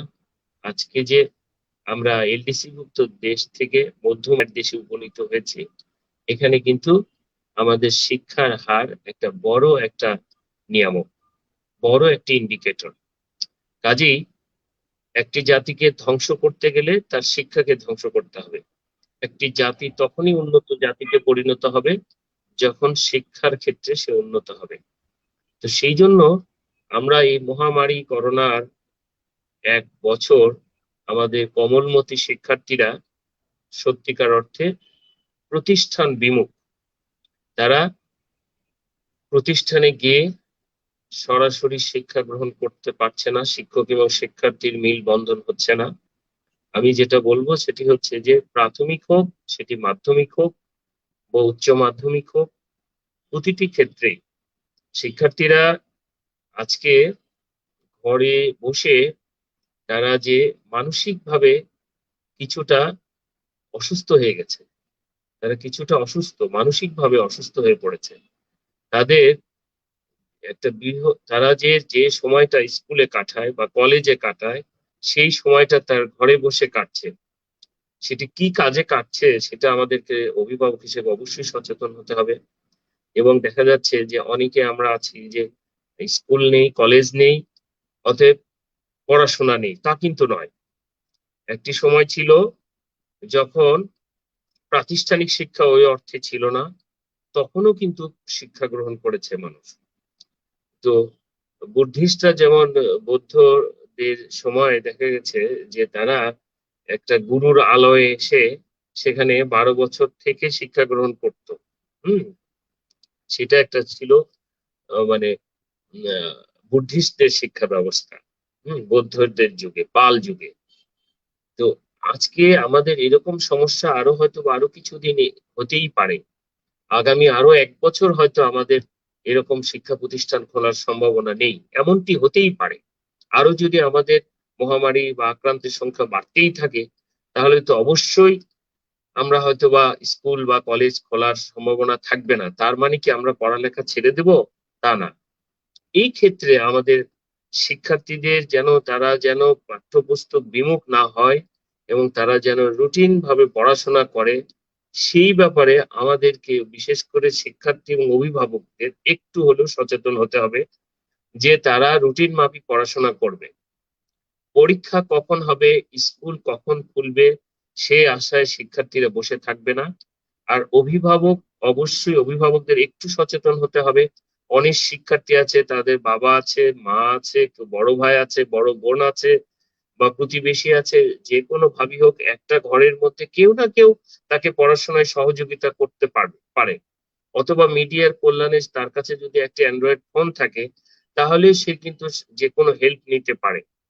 তো কাজেই আমার মনে হয় শিক্ষার্থীদের তারা যদি রুটিন করে কমপক্ষে সকালে 1 ঘন্টা, দুপুরে 1 ঘন্টা বা 2 ঘন্টা, রাতে যদি 2 ঘন্টা বা 3 ঘন্টা পড়াশোনা করে, তার যে সিলেবাসের যে বইপত্র যেটুকু আছে সেটুকু তাকে পড়াশোনা করতেই হবে। সেটুকু পড়াশোনা করছে কিনা সেটুকু আমাদের অভিভাবক যারা আছে, সচেতন অভিভাবক, আমরা অবশ্যই খেয়াল রাখবো যে আমার সন্তান সে কি রুটিন মাফিক পড়াশোনা করছে কিনা। আমি তার একটু খেয়াল রাখি, যেহেতু আমিও এই সময় ঘরে বসে আছি, তার পড়াশোনাটার একটু খোঁজ খবর নেই। আমি যদি তার পড়াশোনা দেখিয়ে দিতে নাও পারি, অন্তত পাশে বসে যেন তাকে একটু উৎসাহ দিতে পারি, বাবা সামনে পরীক্ষা, তুমি একটু পড়াশোনা করো। পরীক্ষা যখন হবার তখন হবে, তুমি সে আশায় বসে থেকো না, তোমার পড়াশোনাটা তুমি করো। আরেকটি বিষয় হচ্ছে যে এই যে কোমলমতি শিক্ষার্থীদের হাতে আমরা দেখা যাচ্ছে যে একটা ফোন উঠিয়ে দিয়েছি, বা তারা দাবি করেছে যে এখন পড়াশোনা অনলাইনে হচ্ছে, জুমে হচ্ছে, গুগল মিটে হচ্ছে। তাহলে আমরা তাকে মোবাইল দিয়ে আমরা ক্ষান্ত হলাম যে মোবাইলে তার সঠিক ব্যবহার করছে কিনা, সে মোবাইলে শুধু কি অনলাইন ক্লাস করছে, ক্লাসের বাইরে আরো কিছু করছে কিনা, বা সারাদিন সে গেম খেলছে কিনা বা অন্য কিছু দেখছে কিনা, সেটাও আমাদের লক্ষ্য রাখতে হবে। এবং সে মোবাইলটির যেন যথাযথ ব্যবহার হয়, সে ক্লাস ফলো করছে কিনা, এবং টিচার এখন অনলাইনে ক্লাস হচ্ছে, সেই ক্লাসগুলো সে ফলো করছে কিনা, এবং সে তার যদি, এবং অনেক অভিভাবক আছে হয়তো বা তার সন্তানের হয়তো একটা অ্যান্ড্রয়েড ফোন নেই, সে বা হয়তো বা অনলাইন ক্লাসে সে অ্যাটেন্ড করে না, তাহলে সে বই নিয়ে পড়বে, যথাসময়ে পরীক্ষা হবে, কিন্তু তার যে রুটিন, তার যে প্রাথমিক মানে প্রথম সাময়িক পরীক্ষার জন্য যতটুকু তার যে অধ্যায় ভিত্তিক 3 ভাগের 1 ভাগ সে পড়বে, তারপরে দেখা গেল যে তার অর্ধবার্ষিক পরীক্ষা মানে দ্বিতীয় সাময়িক পরীক্ষা, তার জন্য আরো অর্ধেক পড়বে, সামনে বার্ষিক পরীক্ষার জন্য পুরো সিলেবাসটা সে কমপ্লিট করবে, এটুকু করছে কিনা বা সে নিয়মিত পড়ার টেবিলে আছে কিনা, এটুকু তাকে একটু মনিটরিং করা দরকার। অভিভাবক হিসেবে আমরা একটু সচেতন হব যে আমার সন্তান কি করছে, পড়াশোনা করছে কিনা। কারণ সে নিজে থেকে হয়তোবা বলবে যে এখন স্কুল নেই, কলেজ নেই, তাহলে পড়াশোনা করে কি হবে, সামনে পরীক্ষা হবে কি হবে না, না এই জন্য বসে থাকলে চলবে না। যেমন আমি বলি যে এসএসসি পরীক্ষা সামনে, ওদের ফর্ম ফিল আপ হয়ে গেল, সামনে এসএসসি পরীক্ষার্থী যারা আছো তাদের উদ্দেশ্যে বলতে চাই যে পরীক্ষা হয়তোবা পরীক্ষা বোর্ড কিন্তু তাদের মোটামুটি প্রস্তুতি নিয়ে রেখেছে, ধরেই নিতে হবে যে পরীক্ষা হবে। গত বছর হয়তোবা অটো পাস হয়েছে, এবছর হয়তোবা অটো পাস হবে না, কারণ অটো পাস নিয়ে অনেক কথাবার্তা হয়েছে, অনেক আলোচনা হয়েছে, সমালোচনা হয়েছে। তো এবছর হয়তো যতটুকু আমার জানা তাতে মনে হচ্ছে যে উন্নত বিশ্বের মতো আমাদের দেশেও অনলাইনে পরীক্ষা হবে, পরীক্ষা বসতে হবে, সেটা হয়তোবা অনলাইনে হবে। তো অনলাইনে পরীক্ষা যদি হয় সেখানে একটা নির্দিষ্ট সময়ের জন্য ওই সিলেবাসের যেটুকু আছে, সিলেবাস যেটুকু কমিয়ে দেওয়া হয়েছে, ওইটুকুর মধ্যে সবগুলো পরীক্ষায় হবে, একটি সময় দেওয়া হবে, ওইটুকু সময়ের মধ্যে সে পরীক্ষায় অ্যাটেন্ড করবে এবং পরীক্ষা অংশগ্রহণ করবে। এটাই হওয়ার সম্ভাবনা বেশি। যদি আমাদের প্যান্ডামিক সিচুয়েশন আরো খারাপ হয়ে যায় তাহলে হয়তোবা অনলাইন পরীক্ষায় আমাদের বসতে হতে পারে, তবে পরীক্ষা হয়তোবা হবে, ধরেই নিতে হবে যে পরীক্ষা হবে। এখন একটি আসনে একজন শিক্ষার্থী হোক বা অনলাইনে হোক বা এই যেমন মেডিকেল পরীক্ষা নেওয়া হলো এই যে গত 2 তারিখে, ওই রকম করে পরীক্ষা হতেই পারে। পজিটিভলি আমাদের বুঝতে হবে, জানতে হবে যে হ্যাঁ পরীক্ষা আমাদের হবে, প্রস্তুতি আমাদের সম্পন্ন করতে হবে। ঠিক একইভাবে ইন্টারমিডিয়েটেও তাই বলবো যে ইন্টারমিডিয়েট শিক্ষার্থী যাদের পরীক্ষা হয়তো বা জুলাই বা আগস্ট মাস, এই সময়ের মধ্যে যদি আমাদের অবস্থাটা একটু থিতু হয়, মানে স্বাভাবিক পর্যায়ে চলে আসে, যে কোনো ভাবে নিয়ন্ত্রণে আসে, যে সেকেন্ড ডোজ দেওয়ার কারণেই হোক বা হচ্ছে যে রোজার কারণেই হোক বা যে কোনো পারিপার্শ্বিক কারণেই হোক, যদি সংক্রমণের হার কমে বা আমরা যদি নভেম্বর ডিসেম্বরের মতো ওই রকম অবস্থায় আবার ফিরে যেতে পারি, তাহলে হয়তোবা স্বাভাবিকভাবেই হয়তোবা একটা বেঞ্চে 2 জন শিক্ষার্থী বা একজন শিক্ষার্থী হয়তোবা অনেকগুলো কেন্দ্র মিলে হয়তোবা একটা পরীক্ষা হবে, বিভিন্ন একটা কলেজের পরীক্ষা হয়তো অনেকগুলো স্কুল মিলে হতে পারে। হ্যাঁ, সেই কলেজে বা সেই স্কুলে যারা শিক্ষক আছেন তারাই হয়তো গার্ড দিবেন। এইভাবে হলেও হয়তো পরীক্ষায় বসতে হতে পারে, অথবা সিলেবাস আরো একটু কমিয়ে নেওয়া হতে পারে, এমনটি হতে পারে যে না অনলাইনে হতে পারে। যে কোনো ভাবেই হোক পরীক্ষা নেওয়ার চিন্তা ভাবনা সরকার বাহাদুরের আছে, সেইভাবেই শিক্ষার্থীদের প্রস্তুতি নিতে হবে। যে সময় পরীক্ষা হওয়ার কথা ছিল, যেমন এপ্রিল মাসে এরকম এসএসসি পরীক্ষা হওয়ার কথা ছিল, সেটা হয়তো বা আরো 2 মাস 1 মাস পরে হবে, এটা হয়তো রোজার পরে ঈদের পরে হতে পারে। আবার হয়তো বা ইন্টারমিডিয়েট পরীক্ষা যে সময় হওয়ার কথা ছিল সেটা হয়তো একটু পিছিয়ে যাবে, হয়তো আগস্ট বা সেপ্টেম্বর মাস নাগাদ হতে পারে। সবকিছু এখন আসলে করোনার পরিস্থিতির উপরেই এটা নির্ভর করবে। কিন্তু আমার যেটা থাকবে যে শিক্ষার্থীদের কাছে অনুরোধ যে তারা সুস্থ বিনোদন নেবে ঘরে বসেই, তারা বিভিন্ন বইপত্র পড়বে, বিভিন্ন জার্নাল পড়বে, বিভিন্ন পত্রিকা পড়বে, ঘরে বিভিন্ন রকমের বই আছে, সব পড়াশোনা করবে, ধর্মীয় জ্ঞান, ধর্মীয় বইপত্রও পড়বে, সব রকম পড়াশোনাই করবে। এটা আমাদের অভিভাবকদের দেখার দায়িত্ব যে শুধু পাঠ্যপুস্তকের নির্দিষ্ট বইপত্রই যে পড়তে হবে এমন কিন্তু না, তার কিছু সময় বিনোদনের দরকার আছে। যেহেতু সে বাইরে খেলতে যেতে পারছে না, বন্ধুদের সঙ্গে একটু আড্ডা দিতে পারছে না, তাহলে তাকে একটু হলেও সময় দিতে হবে যে অন্য বইপত্রগুলো যা আছে তুমি যা সামনে পাও তাই পড়ো। সেটা তোমার সিলেবাস ভুক্ত হতে হবে এমন না, সে একটা গল্পের বই পড়তে পারে, সে একটা নীতিকথার বই বলতে পারে, হাজার মানে শত মনীষীর বই পড়তে পারে, সে একটি উপন্যাস পড়তে পারে, প্রবন্ধ পড়তে পারে, একটা কবিতা পড়তে পারে, তার পছন্দের যে জায়গাটা, সে দর্শনের একটা বই পড়তে পারে, ইতিহাসের বই পড়তে পারে, সে current news, current world, current album পড়তে পারে। তো যে কোনো বিষয়ে সে পড়াশোনার অংশ করতে পারে, সেটা তার একটা বিনোদনের জায়গা হতে পারে। এভাবে একটু বইমুখী হতে হবে। আরেকটি বিষয় হচ্ছে যে অবশ্যই অভিভাবকদের এই সময়টা আসলে মানে শিক্ষার্থীরা বাসায় থেকে তারা মানসিক রোগী হয়ে গেছে, মানসিক স্বাস্থ্যের দিকে আমার সন্তানদের খেয়াল রাখতে হবে।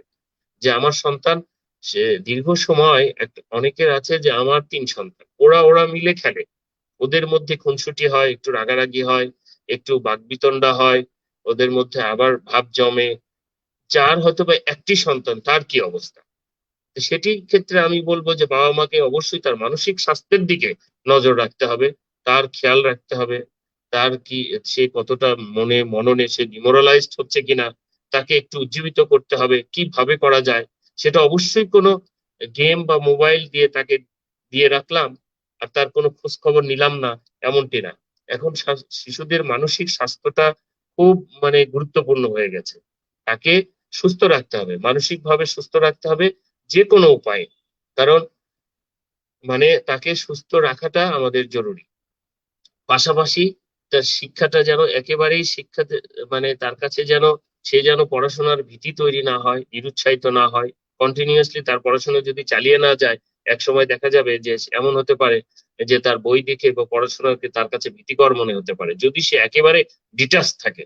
কাজে একেবারে পড়াশোনা থেকে একেবারে সন্তানকে ডিটাচ করাও যাবে না, আবার শুধু সারাক্ষণ পড়াশোনা করানোর ব্যাপারেও তাকে খুব বেশি চাপও দেওয়া যাবে না, কারণ এখানে মানসিক স্বাস্থ্যের বিষয় এখানে জড়িত। কাজে সবকিছু মিলিয়ে একটা ব্যালেন্স করে এবং শিক্ষক এবং শিক্ষার্থী এবং যদি অনলাইন ক্লাস করতে চায় তাকে করতে দিতে হবে। এখন অনলাইন ক্লাস করতে হবে, সেটা হয়তো বা অন্য টিচারের কাছেও হতে পারে, সে স্কুল কলেজেও হইতে পারে। যে এই সবকিছু বিষয় একজন সচেতন অভিভাবক হিসেবে আহ আমাদের অনেক দায়িত্ব, যে সন্তানকে ভালো রাখা, তার শিক্ষাকেও ঠিক রাখা, পাশাপাশি তার মানসিক স্বাস্থ্যটাকেও মানে খেয়াল রাখা আমাদের অভিভাবকদের খুবই খুবই গুরুত্বপূর্ণ। তো এই বিষয়ে আরো কিছু কথা হয়তো বা আমি এই শামীমকে একটু সুযোগ দিতে চাই। অমৃত, শামীমের সম্পর্কে আরো কিছু বলতে পারবে? হ্যাঁ, তো আমি এখনকার মতো স্যার, এই পর্যন্ত। ধন্যবাদ শ্রদ্ধেয় স্যার। হ্যাঁ স্যার, ধন্যবাদ শ্রদ্ধেয় স্যার। আসলে আপনার এই জ্ঞানগর্ভ আলোচনা থেকে আমিও অনেক কিছু জানতে পারলাম। আশা করি আমাদের শ্রদ্ধেয় দর্শক শ্রোতা যারা শুনছেন সবাই অনেক উপকৃত হয়েছে। আমিও আমার ছোট ভাই বোনকে আশা করি সঠিক একটা দিক নির্দেশনা দিতে পারবো স্যার। বাস্তব ধর্মী ভাবে বিষয়টা আপনি তুলে ধরেছেন। আমরা সবাই অনেক বেশি উপকৃত হয়েছি আপনার এই সুদীর্ঘ জ্ঞানগর্ভ আলোচনায়। তো প্রিয় দর্শক শ্রোতা, আপনারাই হচ্ছে জিএফসির প্রাণ, আপনাদের নিয়ে জিএফসির পথ চলা। জিএফসি শুধু আমাদের সবার সংগঠন আমি মনে করি, বা যারা জিএফসির সঙ্গে জড়িত আছেন হয়তোবা জেনে থাকবেন, জিএফসি টোটাল গাবতলীবাসীর একটা সংগঠন। এখানে আপনি নিজেকে নিজের মতো করে তুলে ধরতে পারবেন, নিজের যে কোনো সমস্যা যেমন আমরা পরিবারের কাছে তুলে ধরি, ঠিক যে কোনো সমস্যা সেটা যে বিষয়ই হোক জিএফসি তে তুলে ধরলে চেষ্টা করে সর্বোত্তভাবে যে যে যে অবস্থান থেকে আছে সেই অবস্থান থেকে সাহায্য সহযোগিতা করার জন্য। তো এখন আমরা কিছু কমেন্টে যাব। অনেকেই খুব সুন্দর সুন্দর মন্তব্য করেছেন আমাদের প্রোগ্রাম নিয়ে। আসলে আপনারাই আমাদের অনুপ্রেরণা, আপনাদের জন্য এই প্রতিষ্ঠান, আপনাদের জন্য এই সেবার গ্রথন অনুষ্ঠান। আপনারা যদি উপকৃত হন তাহলে আমাদের এই পরিশ্রমে হয়তো বা একটু সার্থকতা আমরা খুঁজে পাবো। তো যেভাবে আরো হয়তো বা অনুষ্ঠানটা আরো যেভাবে করলে আপনারা উপকৃত হবেন, কোনো হেজিটেশন ছাড়াই, কোনো সংকোচ ছাড়াই আমাদেরকে জানাবেন। আমরা চেষ্টা করব আপনাদের গ্রহণযোগ্য করে আপনাদের মতো করে অনুষ্ঠানটাকে আরো সাজানোর জন্য। তো আমি কিছু মন্তব্য করছি। লিও সবুজ ঘোষ বলেছেন শুভকামনা রইল স্যার। এমডি জুয়েল আহমেদ বলেছেন thanks a lot GFC. Jamiul Alam Tushar বলেছেন শুভকামনা রইল। প্রশান্ত রয় বলেছেন সবার জন্য শুভকামনা রইল।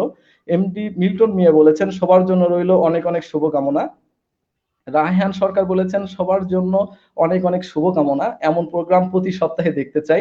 আমরাও চেষ্টা করব আসলে করার, যে কারণেই হোক হয়তোবা মাঝখানে আমরা একটু বিরতিতে গিয়েছিলাম। চেষ্টা চেষ্টা থাকবে, বা জিএফসির কলা কৌশলী যারা আছেন তাদের প্রতি অনুরোধ থাকবে, যেহেতু সবাই চাচ্ছেন আমরা চেষ্টা করবো এই প্রোগ্রামটা প্রতি সপ্তাহে করার। তো জীবন কুমার বলেছেন শুভকামনা। মাকসুদুর রহমান বিপ্লব বলেছেন Sunny I am Biplob from Dubai, wish you good luck, thank you sir. Leo Sabuj Ghosh বলেছেন শুধুমাত্র মাস্ক পরেই কি করোনা থেকে বাঁচা সম্ভব? শামীম ভাইয়ের কাছে পরবর্তীতে যখন আসবো শামীম ভাই কাছ থেকে আমরা উত্তরটা নেওয়ার চেষ্টা করব। মাহফুজুর রহমান বলেছেন সবার জন্য দোয়া ও অভিনন্দন। ইতাজ হৃদয় বলেছেন ধন্যবাদ জিএফসি কে এমন গুরুত্বপূর্ণ লাইভ প্রোগ্রাম আমাদেরকে উপহার দেওয়ার জন্য। উম্মে সালমা বলেছেন শিক্ষা ও স্বাস্থ্য বিষয়ে সচেতনামূলক এত সুন্দর লাইভ অনুষ্ঠান আয়োজন করার জন্য জিএফসি কর্তৃপক্ষকে ধন্যবাদ জানাচ্ছি। আপনারা উপকৃত হলেই আসলে আমাদের ভালো লাগা বা ভালো লাগার যে অনুভূতিগুলো সেগুলো কাজ করে। আনোয়ার হোসেন বলেছেন অনেকদিন পর প্রিয় মুখগুলো দেখে সত্যি অনেক ভালো লাগলো। দোয়া করি আল্লাহ আমাদের সবাইকে ভালো রাখুক, সুস্থ রাখুক। ধন্যবাদ জিএফসি পরিবার ও গাবতলীবাসী এবং আজকের প্রিয় মুখ স্যার, বাবা এবং প্রিয় বন্ধুকে। ধন্যবাদ প্রিয় বন্ধু। এমডি রেজাউল করিম বলেছেন গাবতলীবাসীকে শিক্ষা ও স্বাস্থ্য বিষয়ে সচেতন করতে জিএফসি কর্তৃক আয়োজিত সেবার কথন নামক সচেতনতামূলক লাইভ অনুষ্ঠানে মূল্যবান সময় দেওয়ার জন্য ডক্টর গাজী মোহাম্মদ তহিদুল আলম চৌধুরী স্যার এবং স্নেহের ছোট ভাই শামীম হোসেনকে জানাই আন্তরিক অভিনন্দন ও শুভেচ্ছা। আসলে আমরা অনেক বেশি আজ গাবতলীবাসী তথা বগুড়াবাসী অনেক বেশি সৌভাগ্যবান বা ভাগ্যবান বলা যায়। শ্রদ্ধেয় দুইজন গুণী ব্যক্তিকে আজকে আমাদের লাইভ প্রোগ্রামে আমরা আনতে পেরেছি। ফাহিয়া তানভীন বলেছেন সনি স্যার অসাধারণ একটি মানুষ যার কোনো তুলনা হয় না। আসলেই আমাদের মাটির মানুষ শ্রদ্ধেয় sir Sony sir. Rezaul Karim sir বলেছেন গাবতলী ফ্রেন্ড সার্কেল জিএফসির আয়োজনে আজকের লাইভ অনুষ্ঠানে সম্মানিত দুজন আলোচক শ্রদ্ধেয় ডক্টর গাজী তহিদুল আলম চৌধুরী সনি স্যার এবং স্নেহভাজন ডক্টর শামীম হোসেন গুরুত্বপূর্ণ এবং সময় উপযোগী বিষয়ে অত্যন্ত সাবলীলভাবে আলোচনা করেছেন। অবশ্যই আজকে স্যার এবং শামীম ভাই যে যত সুন্দরভাবে আমাদের সবকিছু ব্যাখ্যা করেছেন তার আসলে তুলনা হয় না। সবাই ভালো থাকবেন, নিরাপদে থাকবেন এবং অন্যকে নিরাপদে রাখবেন। আমরাও তাই আশা করছি। সৃষ্টিকর্তা আমাদের সবাইকে নিরাপদে রাখুন, এই মহামারী থেকে আমাদেরকে রক্ষা করুন। এমডি লিটন এডি বলেছেন স্যার অনেক ভালো লাগছে। লিটন মিয়া বলেছেন ডাক্তার শামীম ও ডাক্তার অমৃত এবং সনি স্যারকে ধন্যবাদ লাইভে এসে সুন্দর সুন্দর কথা বলার জন্য। ফারজানুল ইসলাম বলেছেন ধন্যবাদ স্যারকে ডাক্তার শামীম হোসেনকে। আইনুর ইসলাম বলেছেন অনেকদিন পর বন্ধু শামীম ও সনি স্যারকে দেখে অনেক ভালো লাগলো। আসলে আমাদের অতিথি দুজনই অত্যন্ত প্রিয় মুখ, তাদেরকে দেখলেই আমারও মন ভালো ভরে যায়, সাথে আমাদের সবারই খুব আনন্দ লাগে। শুভ আহমেদ বলেছেন সদর ইরাক থেকে দেখছি। আসলে আমরা কৃতজ্ঞ। আমরা আসলেই মনে হয় আমাদের অনুষ্ঠানে এখানেই সার্থকতা, আপনি সেই ইরাক থেকে আমাদের দেখছেন। রুহুল আমিন সিবিএমবি বলেছেন আশা করছি মূল্যবান কথাগুলো শুনে আমরা সবাই উপকৃত হব। অভিনন্দন ও শুভকামনা সবাইকে। এমডি রেজাউল করিম বলেছেন অত্যন্ত সুন্দর আলোচনা চলছে, আপনাদের উৎসাহই আমাদের আসলে আলোচনার বিষয়বস্তু বা আমাদের আলোচনার অগ্রগতি করবে। এম আর হাসান পলাশ বলেছেন সুন্দর এই আয়োজনের সঞ্চালক ও সম্মানিত অতিথিবৃন্দ সহ যারা এই আয়োজনের সাথে প্রত্যক্ষ ও পরোক্ষভাবে জড়িত রয়েছে তাদের সবাইকে অসংখ্য ধন্যবাদ।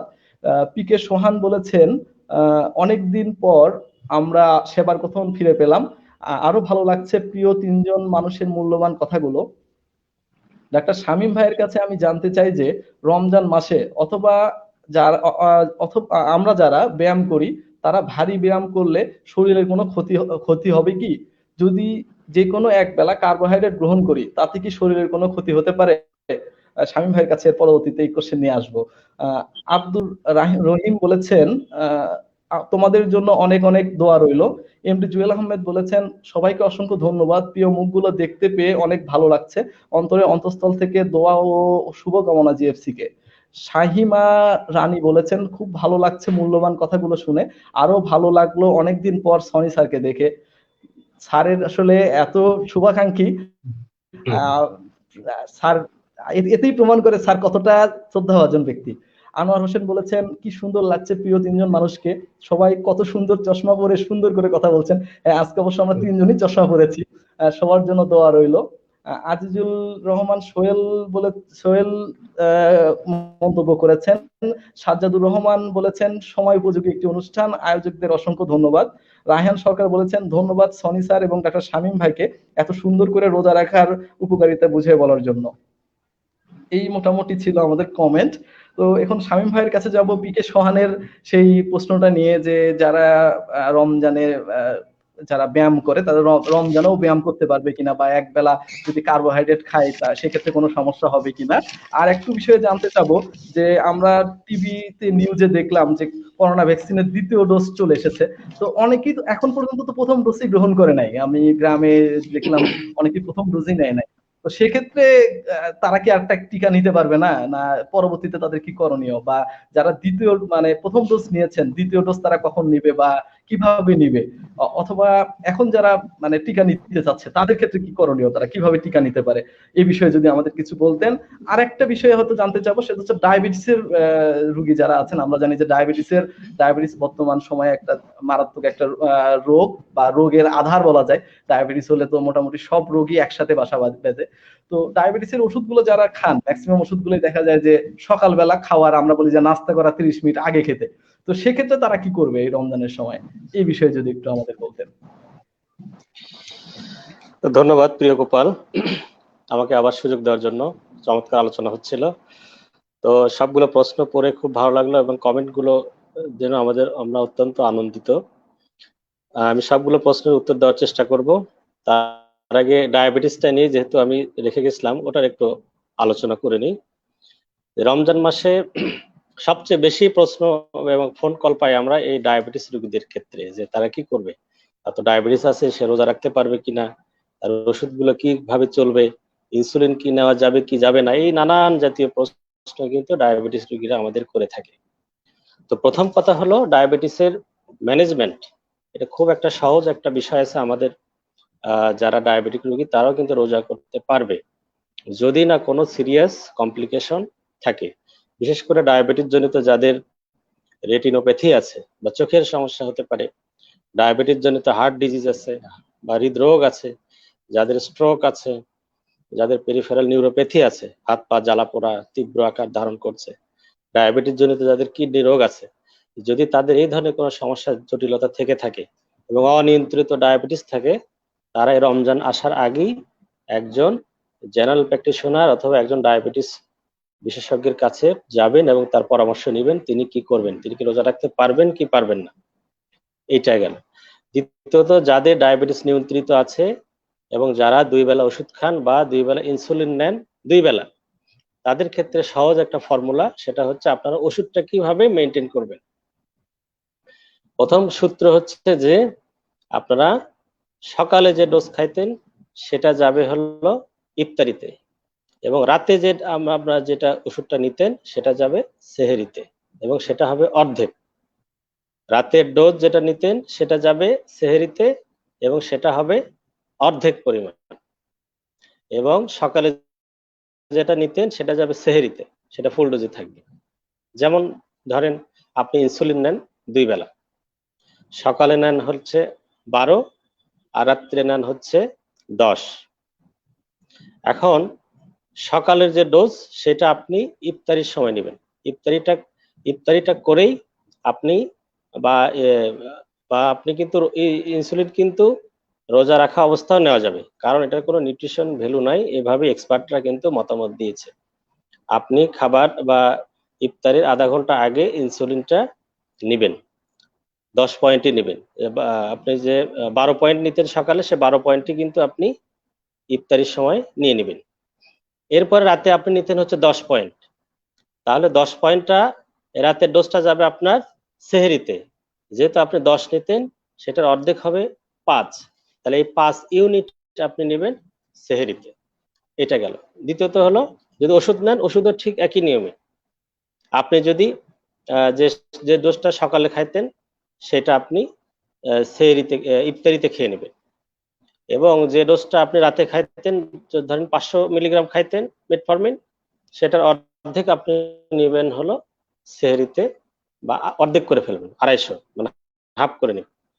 এইভাবে আপনি আপনার ডায়েট যে ড্রাগটা আপনি এইভাবে মেনটেন করে নেবেন। এরপর যারা 3 বেলা ইনসুলিন নেন তাদের ক্ষেত্রে হলো, তারা ডাক্তারের কাছে যাবেন, 3 বেলার জায়গায় ডাক্তার সাহেব আপনাকে 2 বেলায় সুইচ করে দেবে। 2 বেলার যেটা আপনার ফর্মুলেশন আছে সেটাতে আপনাকে যেতে হবে। যদি কোনো সিরিয়াস কন্ট্রাইন্ডিকেশন না থাকে। এটা হচ্ছে সহজ ফর্মুলা। এখন অনিয়ন্ত্রিত ডায়াবেটিস হতে পারে রমজান মাসে যেগুলো আমাদের সমস্যা দেখা দিতে পারে, তার মধ্যে একটা সমস্যা হলো ডায়াবেটিসটা আপনার অনিয়ন্ত্রিত হয়ে যেতেও পারে। কারো ডায়াবেটিস বেড়ে যেতে পারে, কারো একদম ফল হয়ে যেতে পারে, যেটাকে আমরা বলি হাইপোগ্লাইসেমিয়া কিন্তু হয়ে যেতে পারে। এই ধরনের যাদের অতিরিক্ত ওঠানামা করে ডায়াবেটিস, তারা ডাক্তারের পরামর্শ মোতাবেক আপনি কিন্তু রমজান রোজা নাও রাখতে পারেন, এভাবেই বলা আছে। যখন আপনি ডায়াবেটিস অবস্থায় রোজা রাখবেন, সেই ক্ষেত্রে অবশ্যই আপনাকে ডাক্তারের পরামর্শে টাচে থাকতে হবে। দ্বিতীয়ত হলো self monitoring blood glucose, SMBG, অর্থাৎ প্রত্যেক ডায়াবেটিস রোগীর বাসায় একটা করে ডায়াবেটিস মাপার কিন্তু মেশিন থাকা খুব জরুরি। নিজের গ্লুকোজটা আপনি নিজেই মেপে চেক করবেন সকালে বিকেলে, যে এটা কি অস্বাভাবিক ওঠানামা করছে কিনা। যদি স্বাভাবিক রেঞ্জের মধ্যে থাকে, আপনি রোজা চালিয়ে যেতে পারবেন, কোনো অসুবিধা নেই। আর একটা হতে পারে হাইপোগ্লাইসেমিয়া, ব্লাড সুগার নীল হয়ে যেতে পারে বা কমে যেতে পারে। সেই ক্ষেত্রে আপনি কি করবেন? তো লক্ষণ কিভাবে বুঝবেন? সেগুলো হতে পারে আপনার ডিজিনেস হতে পারে, মাথার মধ্যে ফাঁকা ফাঁকা ভাব হতে পারে, ঘুম ঘুম ভাব হতে পারে, গায়ে ঘাম ছড়ে যেতে পারে, অবসাদগ্রস্ততা চলে আসতে পারে, আপনার ব্রেন কাজ না করতে পারে, ও ডিসওরিয়েন্টেশন যেটাকে আমরা বলি সেরকম হতে পারে। এই ধরনের কোনো লক্ষণ যদি আপনার দেখা দেয়, আপনাকে কিন্তু রোজাটা ভেঙে ফেলতে হবে। আর যদি আশেপাশে ব্লাড গ্লুকোজ মাপার মেশিন থাকে, আপনি চেক করে নিলেন যেটা 3-এর নিচে চলে যাচ্ছে, 4-এর নিচে চলে যাচ্ছে, সেক্ষেত্রে কিন্তু আপনি রোজা ভাঙতে পারেন এবং আপনি কিন্তু অজ্ঞান হয়ে যেতে পারেন। অজ্ঞান হওয়ার আগেও রোজাটা ভেঙে নিলে নিজেই করতে পারলেন। আর এই ধরনের রোগীরা যদি অজ্ঞান হয়েও যায়, আশেপাশে যারা আছেন, আপনারা পরিবারের যারা সদস্য আছেন, তারা কি করবেন? তারা এই রোগীটাকে এক জায়গায় শোয়াই দিবেন, বিছানায় শোয়াই দিয়ে তার পাটাকে একটু উঁচু করে ধরে রাখবেন, যাতে ব্লাড সাপ্লাইটা মস্তিষ্কে বেশি হয়, এবং দ্রুত হাসপাতালে নেওয়ার চেষ্টা করবেন এবং তাকে রিহাইড্রেট বা তার গ্লুকোজটা লেভেলটা বাড়ানোর চেষ্টা করতে হবে। এবং যার মাথা ফাঁকা ফাঁকা লাগছে, ডিসওরিয়েন্টেড ভাবতেছেন, মনে হচ্ছে যে গাটা ঘেমে যাচ্ছে, সেক্ষেত্রে রোজা ভেঙে আপনি মিষ্টি জাতীয় কিছু খাবার খেয়ে নেবেন। অথবা যারা অজ্ঞান হয়ে গেছে, অজ্ঞান রোগীর জিহ্বার নিচে মিষ্টি কোনো চকলেট বা সুগার তার জিহ্বার নিচে দিয়ে রাখবেন, এতে ব্লাড সুগারটা রক্তে অ্যাবজর্ব হয়ে যাবে। তো এই গেল ডায়াবেটিস রোগীদের প্রাথমিক যে ম্যানেজমেন্ট সেটা। এখন অনিয়ন্ত্রিত ডায়াবেটিস হলে আপনাকে রোজা রাখতেই হবে, এই ধরনের কোনো ম্যান্ডেটরি বিষয় নয়। রোজার মধ্যে আর কি প্রবলেম হতে পারে? সবচেয়ে বড় বেশি প্রবলেম আমরা ফেস করি, সবচেয়ে বেশি ফোন কল পাই, সেটা বুক জ্বালাপোড়া করা। বুক জ্বালাপোড়া করা বা পেপটিক আলসার ডিজিজ যাদের আছে বা ডিসপেপসিয়া যাদের আছে, তাদের ক্ষেত্রে কিন্তু এই সমস্যাটা দেখা দিতে পারে। সেটা কি? বুক জ্বালাপোড়া কেন হয়? আমরা দীর্ঘক্ষণ যখন আমরা না খেয়ে থাকি, একটা সারাদিন আমরা না খেয়ে আছি, যখন আমরা এই সময় কিন্তু আমাদের অ্যাসিড লেভেল আরো কম হওয়ার কথা, স্টমাকে অ্যাসিড লেভেল আরো কম হওয়ার কথা, কিন্তু দেখা যাচ্ছে যে উল্টো আরো বেড়ে যাচ্ছে। কেন? আমরা খাবারের চিন্তা করি, অথবা আমরা কোনো খাবার যখন লোভনীয় খাবার দেখি, তখন কিন্তু ব্রেন সেই সিগন্যালটা পায় এবং একটা অ্যাসিডের লেভেল কিন্তু পরিমাণে বেড়ে যায়। তখন সেই অ্যাসিডগুলো আমাদের এই খাদ্যনালী যেটা উপরে আছে, ওই দিক দিয়ে উপরের দিকে চলে আসে এবং সেটাকে আমরা বলি এই গ্যাস্ট্রোইসোফেজিয়াল রিফ্লাক্স। এটা কিন্তু হয়ে যেতে পারে, বা হার্টবার্ন বলে থাকি, সেক্ষেত্রে হতে পারে। তাহলে এটা প্রতিকার কি? যদি এই ধরনের কোনো ফিল আপনি পান, এর প্রতিকার হলো যে সেহরিতে উচ্চ মাত্রার তেল চর্বি জাতীয় খাবার পরিহার করা, গুরুপাক খাবার যেগুলো আছে সেগুলো পরিহার করা, সুষম খাবার, সহজ পাচ্য খাবারগুলো গ্রহণ করতে হবে। যদি এরকম কোনো সমস্যা থেকেই থাকে, সেক্ষেত্রে আপনি আগেই একটা অ্যান্টাসিড জাতীয় ট্যাবলেট খেয়ে নিতে পারেন বা সিরাপ খেয়ে নিতে পারেন, অথবা অমিপ্রাজল জাতীয় কোনো গ্যাস্ট্রিকের আমরা যেগুলো বলে থাকি, সেই ওষুধগুলো কিন্তু আপনি আগেই একটা গ্রহণ করে নিয়ে যেতে পারেন। তাহলে এই সমস্যা থেকে আমরা কিন্তু মুক্ত হতে পারি। আর এই ডিসপেপসিয়াতে বাঁচার একটা ভালো পদ্ধতি হলো যে খাবার গ্রহণ করার সাথে সাথে আমরা পানি খাবো না। খাবার পর আধা ঘন্টা থেকে 1 ঘন্টা পরে আমরা পানি খাবো, বা আধা ঘন্টা পরে আমরা পানি খাবো।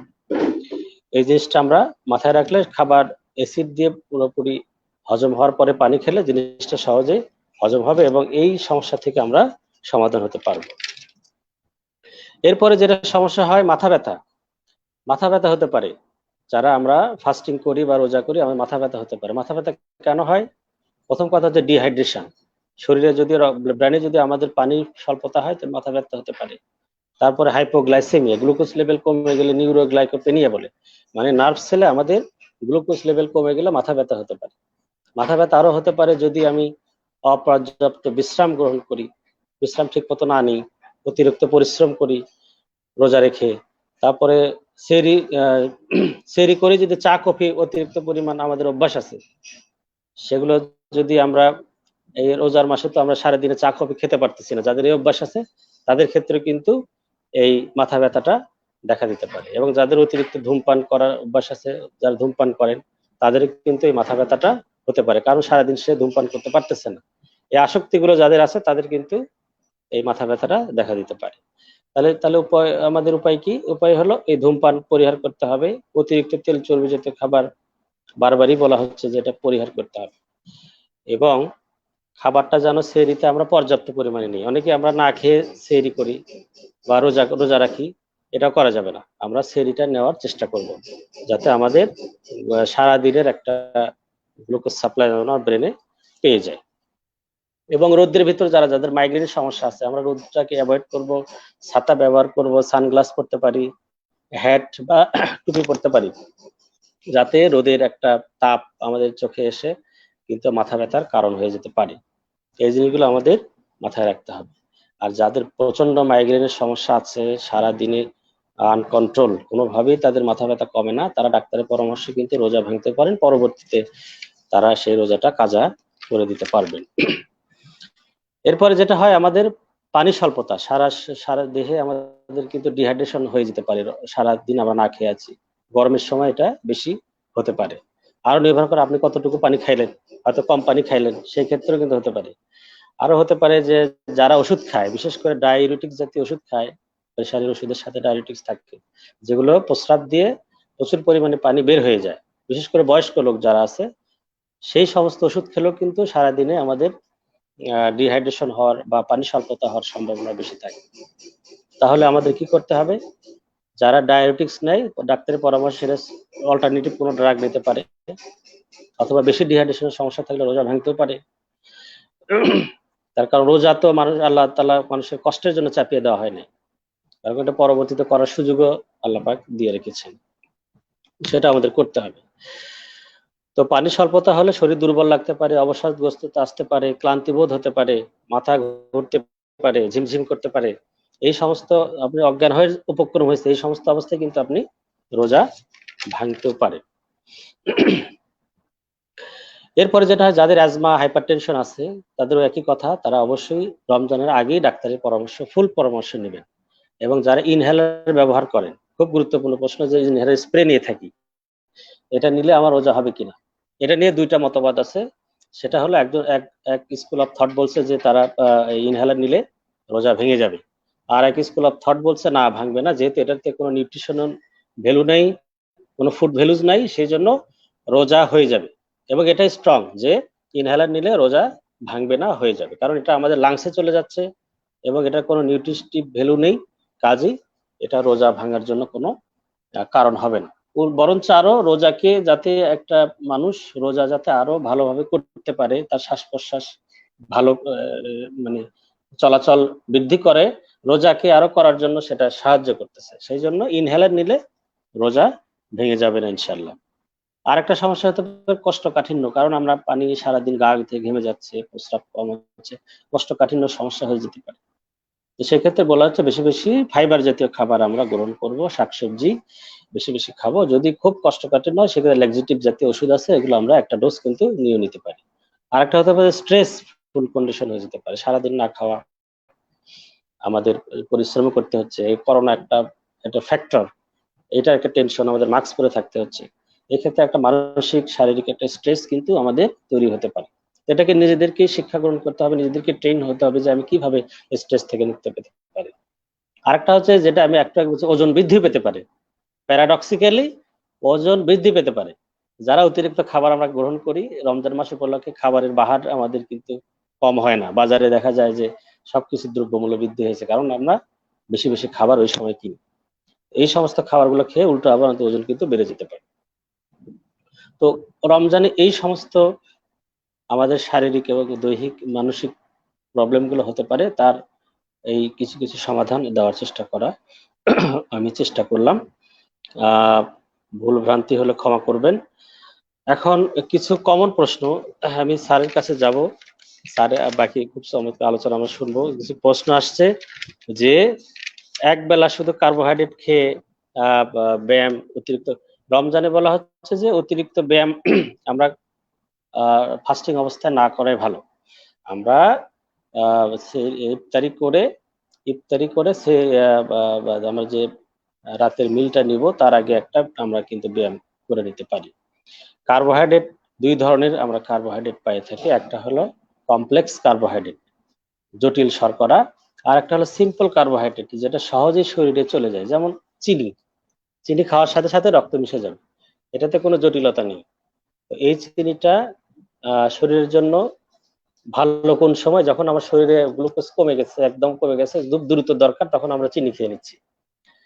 আর আমাদের খেতে হবে হলো হেলদি হলো কমপ্লেক্স কার্বোহাইড্রেট, যেটা জটিল কার্বোহাইড্রেট, সেটা খেতে হবে। এটা কি? যেমন হোল গ্রেইন, যেটা শস্য দানা, শস্য দানা, তারপরে এই যে ঢেকি ছাটা চাল যেটা আমরা বলি, তারপরে হচ্ছে যে বার্লি, তারপর লাল আটা, এই জিনিসগুলো কিন্তু আমাদের খেতে হবে। এগুলো ধূপ ধীরে ধীরে ভাঙে, ধীরে ধীরে শক্তি যোগায়, এবং আমাদের যে ডায়াবেটিসের প্রকোপ, এগুলো খাইলে কম হওয়ার সম্ভাবনা বেশি। এরপরে কিছু প্রশ্ন, কমন প্রশ্ন থাকে যে বাচ্চারা রোজা রাখতে পারবে কিনা, বাচ্চারা কি রোজা রাখতে পারবে? অবশ্যই পারবে। স্যার এই ব্যাকগ্রাউন্ডটা বলছে যে তাদেরকে আমরা নিরুৎসাহিত করব না। সাধারণত মেডিকেল সায়েন্সে বলা হয় যাদের বয়স 6 থেকে 7 বছর তাদের সারাদিন রোজা না রাখায় নিরুৎসাহিত করা ভালো। কিন্তু সে যদি চায় যে সে করবে, তাকে উৎসাহ দিতে হবে, অথবা প্রশিক্ষণ দেওয়ার জন্য তাকে কয়েক ঘন্টা আমরা ফাস্টিং করে রাখতে পারি, কোনো অসুবিধা নেই। তবে 6-7 বছরের নিচের বাচ্চাদেরকে ভাই সারাদিন না খেয়ে রাখাটা ইয়ে হবে। জি গোপাল, ভাই একটু আমি মনে হয় আপনাকে একটু বেশি যদি করে বলে ফেলতেছি। আচ্ছা ভাই, ওই যে না ভাই, সেটা হচ্ছে যে আরেকটা বিষয় আমাদের শুধু একটু ক্লিয়ার করেন। সেটা ওই যে যারা এখনো ভ্যাকসিন নেন নাই, যে আমরা তো টিভিতে দেখতেছি যে করোনা ভ্যাকসিনের দ্বিতীয় ডোজ চলে এসেছে, তো সেক্ষেত্রে যারা ভ্যাকসিন নেয় নাই তারা কি আর ভ্যাকসিন নিতে পারবে না, এরকম কিছু নাকি? মানে আসলে অনেকেই এটা জানতে চাচ্ছিলেন যে যারা এখনো ভ্যাকসিন নেয় নাই এখন কিন্তু নিতে যাচ্ছে, প্রথম দিকে যে কারণেই হোক নিতে পারেন নাই, সেক্ষেত্রে তাদের কি করণীয়, বা তারা আর আচ্ছা নিতে আচ্ছা, পারবে কিনা, এই বিষয়ে যদি একটু আমাদের ক্লিয়ার করতেন। হ্যাঁ ধন্যবাদ গোপাল, ধন্যবাদ একটা গুরুত্বপূর্ণ বিষয় মনে করে দেওয়ার জন্য। সেটা হলো ভ্যাকসিন তো আসলে চলমান প্রক্রিয়া।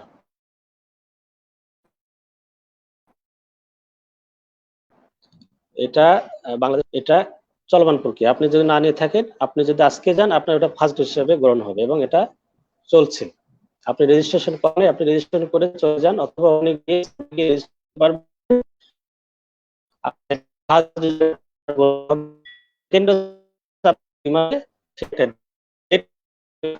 কাজে আপনি ফার্স্ট ডোজ মিস করছেন, এখন দ্বিতীয় ডোজ শুরু হয়ে গেছে, আপনি ফার্স্ট ডোজ পাবেন না তা নয়।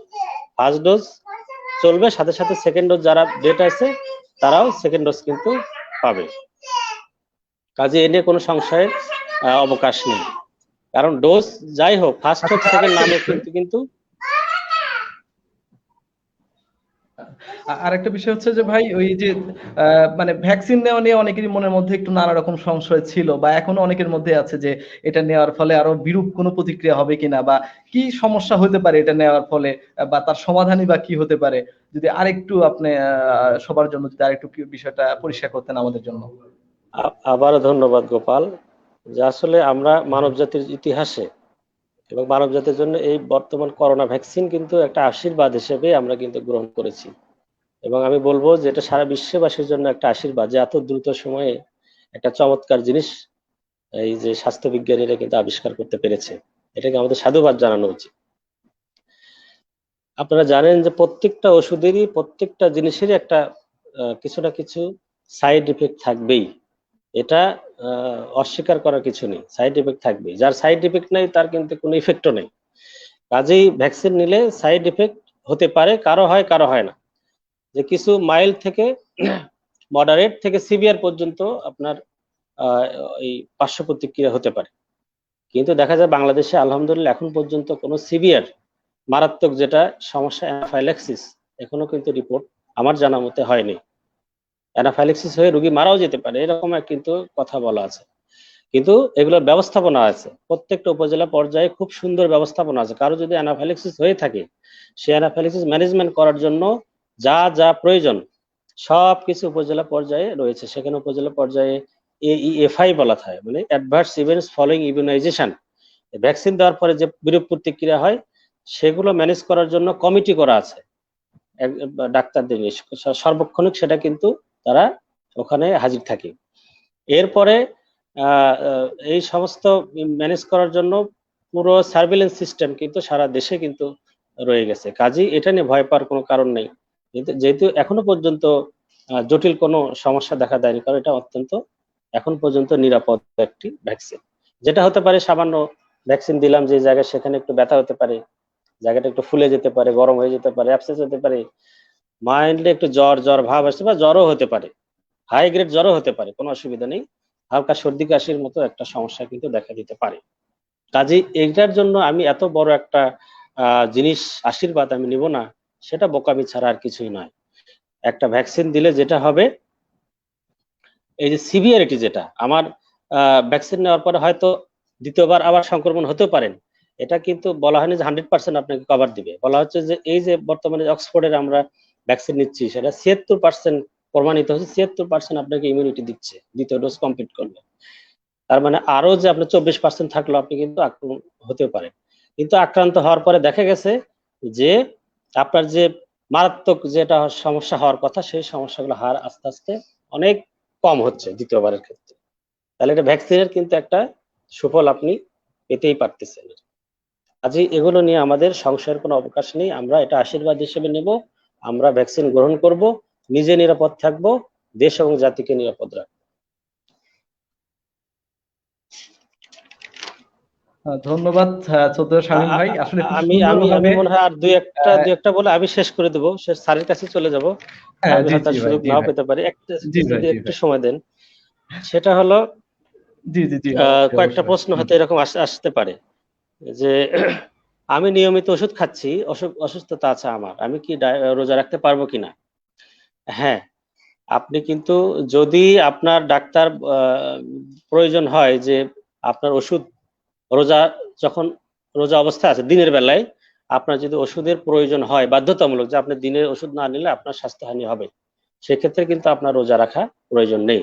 যদি শর্ট টার্মের হয়, তাহলে যে কটা রোজা আপনার ওই কারণ সিকনেসের কারণে আপনার লস হলে, সেটা পরবর্তীতে আপনি কাজা করে দিতে পারবেন। আর যদি মনে হয় না যে আপনার ওষুধ নিচ্ছেন, দিনের ওষুধটাকে রাতের বেলা আপনাকে শিফট করে ম্যানেজ রেজিমেন্ট চেঞ্জ করা যায়, সেক্ষেত্রে যদি পসিবল হয় এবং স্বাস্থ্যহানির কোনো সম্ভাবনা না থাকে, তাহলে কিন্তু আপনি রোজা করতে পারবেন। আর একটা দুগ্ধদানকারী মা রোজা রাখতে পারবে কিনা, যারা বুকের দুধ খাওয়াচ্ছেন, এই সমস্ত মার কিন্তু বলা আছে যে না, তারা কিন্তু রোজা রাখা তাদের জন্য বাধ্যতামূলক নয়, তার কারণ বাচ্চাকে আগে তার পুষ্টিটা জোগাড় করতে হবে। তারা কিন্তু রোজা না রাখলেও অসুবিধা নেই, পরবর্তীতে যখন বাচ্চা দুধ ছেড়ে দিবে তখন কিন্তু তিনি রোজাগুলো কাজা করতে পারবে। আগে বলেছি ইনজেকশন, ইনহেলার, যে কোনো ইনজেকশনের যদি নিউট্রিটিভ ভ্যালু না থাকে, ইনজেকশনও কিন্তু নিলেও রোজা ভেঙে যাবে না, ইনহেলার নিলেও রোজা ভেঙে যাবে না। এবং যারা প্যাচ ব্যবহার করে চামড়ার নিচে, যে স্লোলি যেগুলো রিলিজ হয়, সেগুলো নিলেও কিন্তু রোজা ভেঙে যাবে না। তবে বলা হচ্ছে যে অ্যাভয়েড করাই ভালো। যদি আমার দেখা যাচ্ছে ইনহেলার আমার 2 বেলা নিলে হচ্ছে, তাহলে সকালে এবং রাত্রে নিচ্ছি, আমার 2 বেলার ভালো কন্ট্রোল আছে, আমি নিতে পারবো। কিন্তু আপনি যতবার ইচ্ছা নিতে পারবেন, যদি আপনার শ্বাসকষ্ট হয় আপনি নিতে পারবেন, ইনশাল্লাহ রোজা ভাঙবে না। অতিরিক্ত পানি স্বল্পতা, যদি আপনি মনে করেন যে আমি খুব তৃষ্ণা, আমার এখন প্রস্রাব একদম আমার হয় নাই, প্রস্রাব হয় নাই, আমার মাথা ঘুরতেছে, আমি যে কোনো সময় অজ্ঞান হয়ে যেতে পারি, আমি স্বাভাবিক কাজ করতে পারতেছি, আমি দাঁড়াতে পারতেছি না, এই অবস্থায় কিন্তু আপনি চাইলে রোজা কাজা করতে পারবেন এবং পরবর্তীতে সেটা করার সুযোগ রয়েছে। যারা ডায়ালিসিসের রোগী, কিডনি রোগী ডায়ালিসিস করতেছে, তারা কিন্তু রোজা রাখতে পারবেন না, কারণ সেখানে যে মেডিসিন গুলো ব্যবহার করা হয় সেগুলো ব্লাডে চলে যায়, কাজেই সেই রোজাটা কিন্তু হবে না। তো যাই হোক, আর একটা প্রশ্ন ছিল, সেটা হলো মাস্ককে শুধু 100% কাভার দিবে কিনা, খুব ভালো একটা প্রশ্ন। আমি সংক্ষেপে বলি, যদি 2জন ব্যক্তি পাশাপাশি আছে, 2জনই যদি মাস্ক না পরে, তাহলে কিন্তু ট্রান্সমিশন 100%, সহজ বিষয়। একজন পড়লো একজন পড়লো না, তাহলে কি হলো 50% চান্স অফ ইনফেকশন হতে পারে। এখন দেখা গেল দুইজনই মাস্ক পরছে, তাহলে ব্যাপারটা খুবই সহজ, দেখা যায় নিয়ার জিরো কিন্তু ইনফেকশনের চান্স থাকে। কাজেই যদি আমরা সবাই প্রত্যেকে সঠিক নিয়মে যদি আমরা মাস্কটা পরতে পারি, ইনশিওর করতে পারি, আমাদের এত লকডাউনেরও আজকে কিন্তু কোনোই প্রয়োজন ছিল না। আমার মনে হয় একটা বিশাল আমরা অর্থনৈতিক বা সামাজিক ভাবে কিন্তু আমরা একটা ভেঙে পড়ার এই দ্বার প্রান্তে আমরা আগে মনে হয় না আমরা আসতে পারতাম। তো আমি মনে হয় শেষ করে অনেক কথাই বলে ফেললাম, ভুল ত্রুটি মাফ করে দিবেন। আমার মনে হয় গোপাল তুমি স্যারকে একটু দাও। সবাইকে ধন্যবাদ।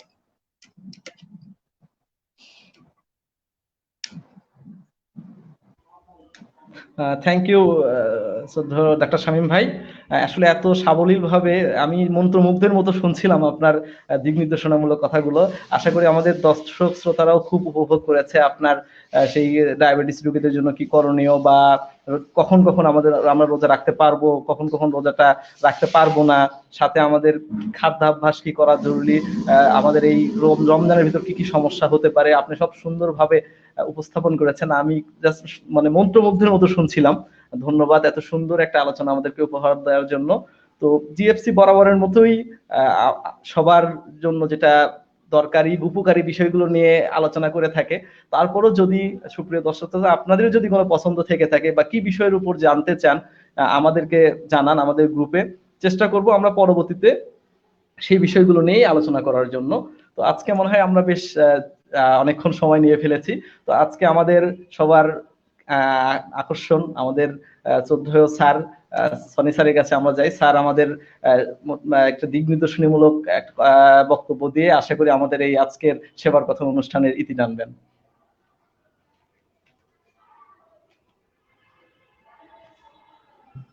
রায়কে ধন্যবাদ, শামীমকে। আসলে অনেক ওই গোপালের মতোই আমার বলতে ইচ্ছে করছে যে মন্ত্রমুগ্ধের মতো আমিও শামীমের কথাগুলো খুবই মানে সুন্দরভাবে শুনলাম এবং মনে হয় মনে গেঁথে নিলাম। হুম। মনে হচ্ছে যে শামীম হচ্ছে ডাক্তার সত্যিকার অর্থে, আর আমি হচ্ছে রোগী, সামনে বসে আছি, এবং মনে হচ্ছে যে খুবই চমৎকার, এবং যারা এখানে দর্শক আছেন সবাই মনে হয়েছে যে যথেষ্ট উপকৃত হবেন। শামীম এত সুন্দর এবং সাবলীল ভাবে, চমৎকার ভাবে, গুছিয়ে গুছিয়ে পরিষ্কার ভাবে রমজানকে সামনে রেখে আমাদের যারা ডায়াবেটিস তো এখন একেবারে কমন একটি রোগ, এই রোগে আক্রান্ত হওয়ার পরে যেটা গোপাল বলল, যে এই রোগটি যার আছে তার হচ্ছে সমস্ত রোগের আধার। যখন ডায়াবেটিস হয় তার দেখা যায় প্রেশার থাকে, হার্টের সমস্যা থাকে, চোখের সমস্যা হয়, সব রোগগুলো তখন বাসা বাঁধে যখন অনিয়ন্ত্রিত হয় ডায়াবেটিস। তো যাই হোক, আমরা সবাই সুস্থ থাকি। ডায়াবেটিস যেহেতু এখন কমন রোগ, সেহেতু এই রোগে কিভাবে কখন সেহেরি ইফতারি কখন ইফতারির আগে পরে কিভাবে ডোজটা ভাগ করতে হবে, কিভাবে খেতে হবে, চমৎকার বলেছে শামীম। আজকে বোধহয় আমরা অনেক সময় নিলাম, অনেক সময় নিয়েছি আমাদের এই সেবার কথন অনুষ্ঠান। আসলে আমাদের মূল স্লোগান যে মানুষ মানুষের জন্য, জীবন জীবনের জন্য, মানুষ মানুষের জন্য। আমরা একে অপরের কতটুকু এই ক্ষণজন্মা মানুষ, আমরা এই সংক্ষিপ্ত সফরে আমরা আসছি দুনিয়ায়, কতটুকু মানুষের পাশে দাঁড়ালাম, কতটুকু মানুষের জন্য কাজ করতে পারলাম, এটাই হচ্ছে আমাদের থেকে যাবে। সবাই একদিন আমরা চলে যাব, আজ থেকে কিছু না, আর 100 বছর পরে এই প্রজন্মের এই মুহূর্তে যারা আমরা এই বাংলাদেশে বসবাস করছি তারা হয়তো থাকবো না, কিন্তু আমাদের কোনো সামান্য কর্ম হয়তোবা আমাদেরকে বেঁচে রাখবে এই পৃথিবীতে। তা আসলেই মহৎ কর্মের দ্বারাই মানুষ বেঁচে থাকে। আমাদের, আমার এই প্রিয় ছাত্র, এই যে শামীম, এই অমৃত গোপাল রায়, এরা অত্যন্ত মানবিক। শুধু এরা দুজন না, রুমন সহ আরো অনেক আমাদের এই জিএফসি পরিবারের সদস্য আছে যারা অত্যন্ত আন্তরিক এবং মানবিক, এবং মানুষের জন্য তারা একটা মহৎ পেশায় আছে। এই পেশায় থেকে মানুষের যথেষ্ট উপকার করার সুযোগ আছে এবং মানুষের দোয়া নেওয়ার সুযোগ আছে, যে কাজটি তারা করে। এবং শত ব্যস্ততার মধ্যে তারা আমাদের এই জিএফসি পরিবারের যে কোনো সদস্যের ফোন কল তারা রিসিভ করে, তাদেরকে তারা যতটুকু তাদের অবস্থান থেকে তারা টেলিমেডিসিন বা স্বাস্থ্য সেবা তারা সহযোগিতা করে। আমার মনে হয় যে এরা দুজনই, এরা দুজন না, আমাদের পরিবারের সকল ডাক্তার যারা আছে জিএফসির সঙ্গে, সবাই তাদের অবস্থান থেকে সর্বাত্মক সহযোগিতা করে। এই পরিবারের সকল সদস্যকে তারা নিজের ভাবে আপন ভেবে তারা সহযোগিতা করে। এবং আমি ফেসবুকের কল্যাণে দেখতে পাই যে নাবিলা ডায়াগনস্টিক সেন্টারে প্রতি সপ্তাহে অন্তত এলাকার মানুষের জন্য একদিন সময় দেয় শামীম শত ব্যস্ততার মধ্যে। এই শুরুতেই, চাকরি জীবনের শুরুতেই যে মহৎ উদ্যোগ, সে বৈষয়িক চিন্তা না করে সে মানবিক চিন্তা করে, মানুষের জন্য ভাবে। এই ভাবনাটা আসলে এই পরিবারের আমাদের সদস্য সবাই, আমরা আসলে এই ভাবনা থেকে আজকে এই পরিবারের সদস্য কিন্তু অনেক। আসলে ভালো মানুষের সংখ্যাই পৃথিবীতে বেশি। তাই আজকে আমাদের সদস্য বাড়তে বাড়তে প্রায় ১-১.৫ হাজার সদস্য আমাদের এই পরিবারের সাথে যুক্ত, এবং সবাই নিবেদিত প্রাণ এবং সবাই আন্তরিক, সবাই আমরা এক পরিবারের সদস্য ভাবি। এই জন্য বিভিন্ন দুর্যোগ মুহূর্তে আমরা সাড়া দিই। দুর্যোগে সাড়া দেওয়াটাই হচ্ছে সবচেয়ে বড় কথা। এবং আমাদের এখানে সবচেয়ে বড় বিষয় যে সকল ধর্মের, সকল বর্ণের এবং সকল শ্রেণীর, সকল পেশার মানুষ একটি প্ল্যাটফর্মে আমরা একত্রিত। এটা একটি অনেক বড় ব্যাপার। প্রত্যেকটা মানুষ তার আমরা প্রত্যেকটা অবস্থান থেকে আমরা এটাকে ভালোবাসি এবং অন করি, আমরা নিজের মধ্যে এটাকে ধারণ করি। এই জন্যই দুর্যোগকালীন সময় আমরা সাড়া দিই। আবার একটি মুহূর্তে আমরা একত্রিত হয়ে আনন্দও করি, আমরা পিকনিক করি, আমরা ভ্রমণ করি। আমরা আবার গত বছর এরকম একটি সময়ে আমরা ২২০টি পরিবারের পাশে দাঁড়াতে পেরেছি, যারা নিজেদের কথা মানুষের কাছে বলতে পারে না, কষ্টে থাকেন, তাদের পাশে দাঁড়িয়েছি। গত বছর আমরা ঈদ পরবর্তী প্রায় ৪০০ পরিবারের পাশে আমরা দাঁড়াতে পেরেছি। আমরা এরকম আমাদের উপজেলাতে ১০টি স্কুলের ৭ম থেকে ১০ম শ্রেণীর শিক্ষার্থী যারা প্রথম সারির ১ থেকে ৩ রোল, তাদেরকে নিয়ে আমরা একটা অনুষ্ঠান করার কথা ছিল। সেটা আহ আমরা এই করোনার মহামারীর কারণে স্থগিত করতে হলো। আমাদের যারা ৩৯ বিসিএস, এরকম ১৩ জন ডাক্তার আছে বিশেষ স্বাস্থ্য ক্যাডারে যারা যোগদান করেছে, তাদেরকে সংবর্ধনা দেবার কথা হচ্ছে যে ঈদের পরের দিন। সেটি বোধহয় আমাদের সম্ভব হয়ে উঠবে না, কিন্তু আমাদের আন্তরিকতার কোনো ঘাটতি নেই। আমরা চাই আমরা এক পরিবারভুক্ত থাকি। এখানে আমি বলতে চাই যে জিএফসির আমাদের যে কেউ যদি কোনো আক্রান্ত হয়ে থাকেন, তাদের যদি কোনো অক্সিজেনের সিলিন্ডারের প্রয়োজন হয়, আমাদের জিএফসির পক্ষ থেকে ২টা সিলিন্ডার আছে। আমাদের শামীমের পক্ষ থেকে অক্সিমিটার দেওয়া আছে। যদি প্রয়োজন হয় আমাদেরকে জানানো মাত্রই আমরা তার পাশে অক্সিজেন সিলিন্ডার নিয়ে পাশে দাঁড়াবো। আমরা কিন্তু বিভিন্ন রকমের সমাজ সেবামূলক কাজ করি। সেখানে একঝাঁক তরুণ আমাদের নিবেদিত প্রাণ আছে, যারা একেবারেই নিবেদিত প্রাণ। আমরা ব্লাড স্যাম্পলিং এখানে করা আছে, অনেক স্যাম্পলিং করা হয় বিনামূল্যে, এবং বিনামূল্যে রক্তদান করা হয়। এবং যে রক্তের যে আহ রক্তদানের ক্ষেত্রে আমরা যেভাবে সাড়া দিই, এরকম কোনো গ্রুপ মনে হয় আমাদের বাঁধন আছে, আরো অনেক সংগঠন আছে, এতটা প্রম্পট সাড়া দিতে পারেনি কেউ। এখানে আমরা দেখেছি আমাদের গ্রুপে, জিএফসি গ্রুপে, কেউ একজন যদি রক্ত চাহিদা নিয়ে একটা শুধুমাত্র পোস্ট করে, পরের মিনিটেই দেখা যায় যে চলে আসছে যে কোথায় যেতে হবে, কোথায় যেতে হবে, কাকে দিতে হবে। এই যে আমাদের এখানেই আমরা বুঝতে পারি যে আমরা এই সংগঠনটাকে আমরা অন করি, ধারণ করি, মনে প্রাণে আমরা ভালোবাসি। এই ভালোবাসা একটা বন্ধনে, আমরা একটা পারিবারিক বন্ধনে আবদ্ধ হতে পেরে আমরা সত্যিই গর্বিত। আরো ভালো লাগছে যে দেশ এবং দেশের বাইরে থেকে, সেখানে মধ্যপ্রাচ্য থেকে, ইরাক থেকে, কুয়েত থেকে, সৌদি আরব থেকে তারা যে সংযুক্ত হয়েছে, আমরা অত্যন্ত নগণ্য, আমাদের কথাগুলো তারা শুনছে, সত্যি আমরা গর্বিত। এবং আমাদের এখানে এই অনুষ্ঠানের পিছনে আরো অনেক কুশীলব আছেন, যারা কিন্তু নেপথ্য থেকে, ক্যামেরার আড়ালে থেকে কাজ করে যাচ্ছেন। সবাইকে এখানে আমাদের ছাত্র শামীম আছে যে কারিগরি দিকটা দেখছে, এবং আমাদের এই যে সম্পূর্ণ নেটওয়ার্ক ঢাকায় বসে থেকে জাউল ভাই, এখানে আমাদের মোহাম্মদ স্যার, হুমায়ুন ভাই সহ, এখানে মিরাজ ভাই, আপেল ভাই অনেক আছেন, যারা এই অনুষ্ঠানের পিছনে কাজ করেছেন। তাদেরকে ধন্যবাদ জানাই। ধন্যবাদ জানাই যারা শুনছেন তাদেরকে। এবং আগামীতে আমরা যেহেতু রমজানের শিডিউলটা আমাদের খুবই টাইট শিডিউল, কারণ হচ্ছে যে সিহারি মানে তারপরে রোজার পরে ইফতারির পরে তারাবির পরে আবার তাড়াতাড়ি ঘুমাতে যেতে হয়, যে শেষ রাতে উঠতে হবে। সবকিছু মিলিয়ে আমরা একটা সুবিধাজনক সময়, রোজার মধ্যে আসলে আমরা হয়তো এরকম লাইভ প্রোগ্রাম করতে পারবো কিনা সেটা আমরা সন্দিহান। তবে রোজার পরে ঈদের পরবর্তী সময় আমরা অবশ্যই এটা কন্টিনিউ করব। কিন্তু আমাদের জন্য হয়তোবা রমজান মাসে আমাদের জন্য এটা চালানো হয়তোবা অনেকটা কষ্টসাধ্য হতে পারে। তার মধ্যেও যদি কোনো একদিন সময় করা যায় আমরা করব। দর্শক শ্রোতা যদি বেশি তারা চায় বা কোনো প্রয়োজন পড়ে, বিশেষ মুহূর্তে আমরা একত্রিত হব। আবার অন্য কেউ হয়তো এখানে আসবে, কথা বলবে, আরো কোনো এক্সপার্ট আসবে। আমাদের মধ্যে সবাইকে আমি আবারও সাধুবাদ জানাই, আবারও আন্তরিকভাবে অভিনন্দন জানাই, এবং এরকম একটি আয়োজনের পিছনে যারা কুশীলব আছে তাদের প্রতি আমি সম্মান জানাই, এবং আমাদের এরকম সেবার কথন এবং আমাদের জিএফসি দীর্ঘজীবী হোক। আমি আমার স্নেহের দুই ছাত্র শামীম এবং অমৃতকে আবারও স্নেহাশিস জানিয়ে আমি আজকের মতো কথা বলা শেষ করছি। আল্লাহ হাফেজ। সবাই ভালো থাকবেন, সুস্থ থাকবেন, নিরাপদে থাকবেন।